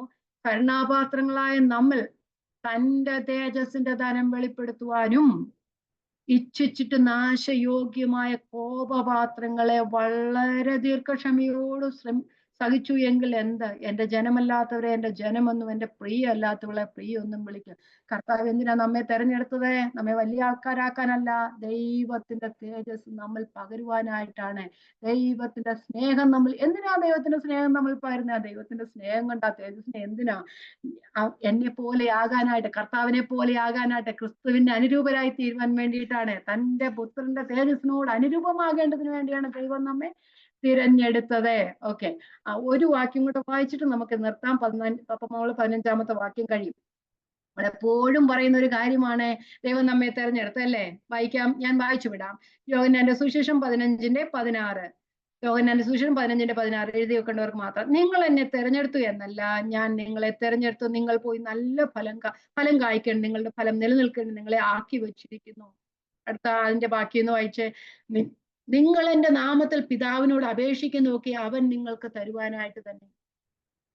ആ ദൈവത്തിന്റെ തേജസ്സിനെ നാം ചോദിച്ചാൽ ദൈവം നമുക്ക് ആ തേജസ്സിനെ തരും. ഇന്ന് തന്നെ സ്ട്രൈക്ക് ചെയ്ത് ആ വാക്യം വൈകിട്ട് ഇപ്പം വായിച്ചപ്പോ, നിങ്ങൾ എന്റെ നാമത്തിൽ പിതാവിനോട് അപേക്ഷിക്കുന്നതൊക്കെ അവൻ നിങ്ങൾക്ക് തരുവാനായിട്ടാണ്.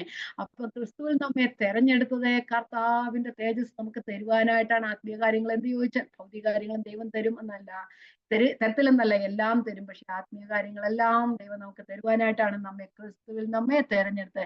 നാം കർത്താവിനെ തെരഞ്ഞെടുത്തല്ല, അവൻ നമ്മെ തേടി വന്ന് നമ്മെ തെരഞ്ഞെടുത്താണ്. ദൈവത്തിന് സ്തോത്രം. ആ വാക്യം ഞാൻ ഒന്നുകൂടെ വായിച്ചിട്ട് നമുക്ക് ഇവിടെ നിർത്താം. 15-ഉം 16 വാക്യങ്ങൾ, അല്ലെ 15 വരെയുള്ളത് നമുക്ക് വായിക്കാം. ഞാനൊന്ന് വായിച്ചുവിടാം. 11 മുതൽ വാക്യങ്ങൾ. സഹോദരന്മാരെ, ഞാൻ അറിയിച്ച സുവിശേഷം മാനുഷികമല്ല എന്ന് നിങ്ങളെ ഓർപ്പിക്കുന്നു. ഞാൻ അത് മനുഷ്യരോട് പ്രാപിച്ചിട്ടുമില്ല, പഠിച്ചിട്ടുമില്ല. യേശു ക്രിസ്തുവിന്റെ വെളിപ്പാടിന് അത്രേ പ്രാപിച്ച്. യഹൂദ മതത്തിലെ എന്റെ മുമ്പിലത്തെ നടപ്പ് നിങ്ങൾ കേട്ടിട്ടുണ്ടല്ലോ. ഞാൻ ദൈവത്തിന്റെ സഭയെ അത്യന്തം ഉപദ്രവിച്ചു മുടിക്കുകയും എന്റെ പിതൃപാരമ്പര്യത്തെ കുറിച്ച് അത്യന്തം എരിവേറി എന്റെ സ്വജനത്തിൽ സമപ്രായക്കാരായ പലരെക്കാളും യഹൂദ മതത്തിൽ അധികം മുതിര് പോന്നു. നമ്മുടെ അനുഭവം അതൊക്കെ തന്നെയാ.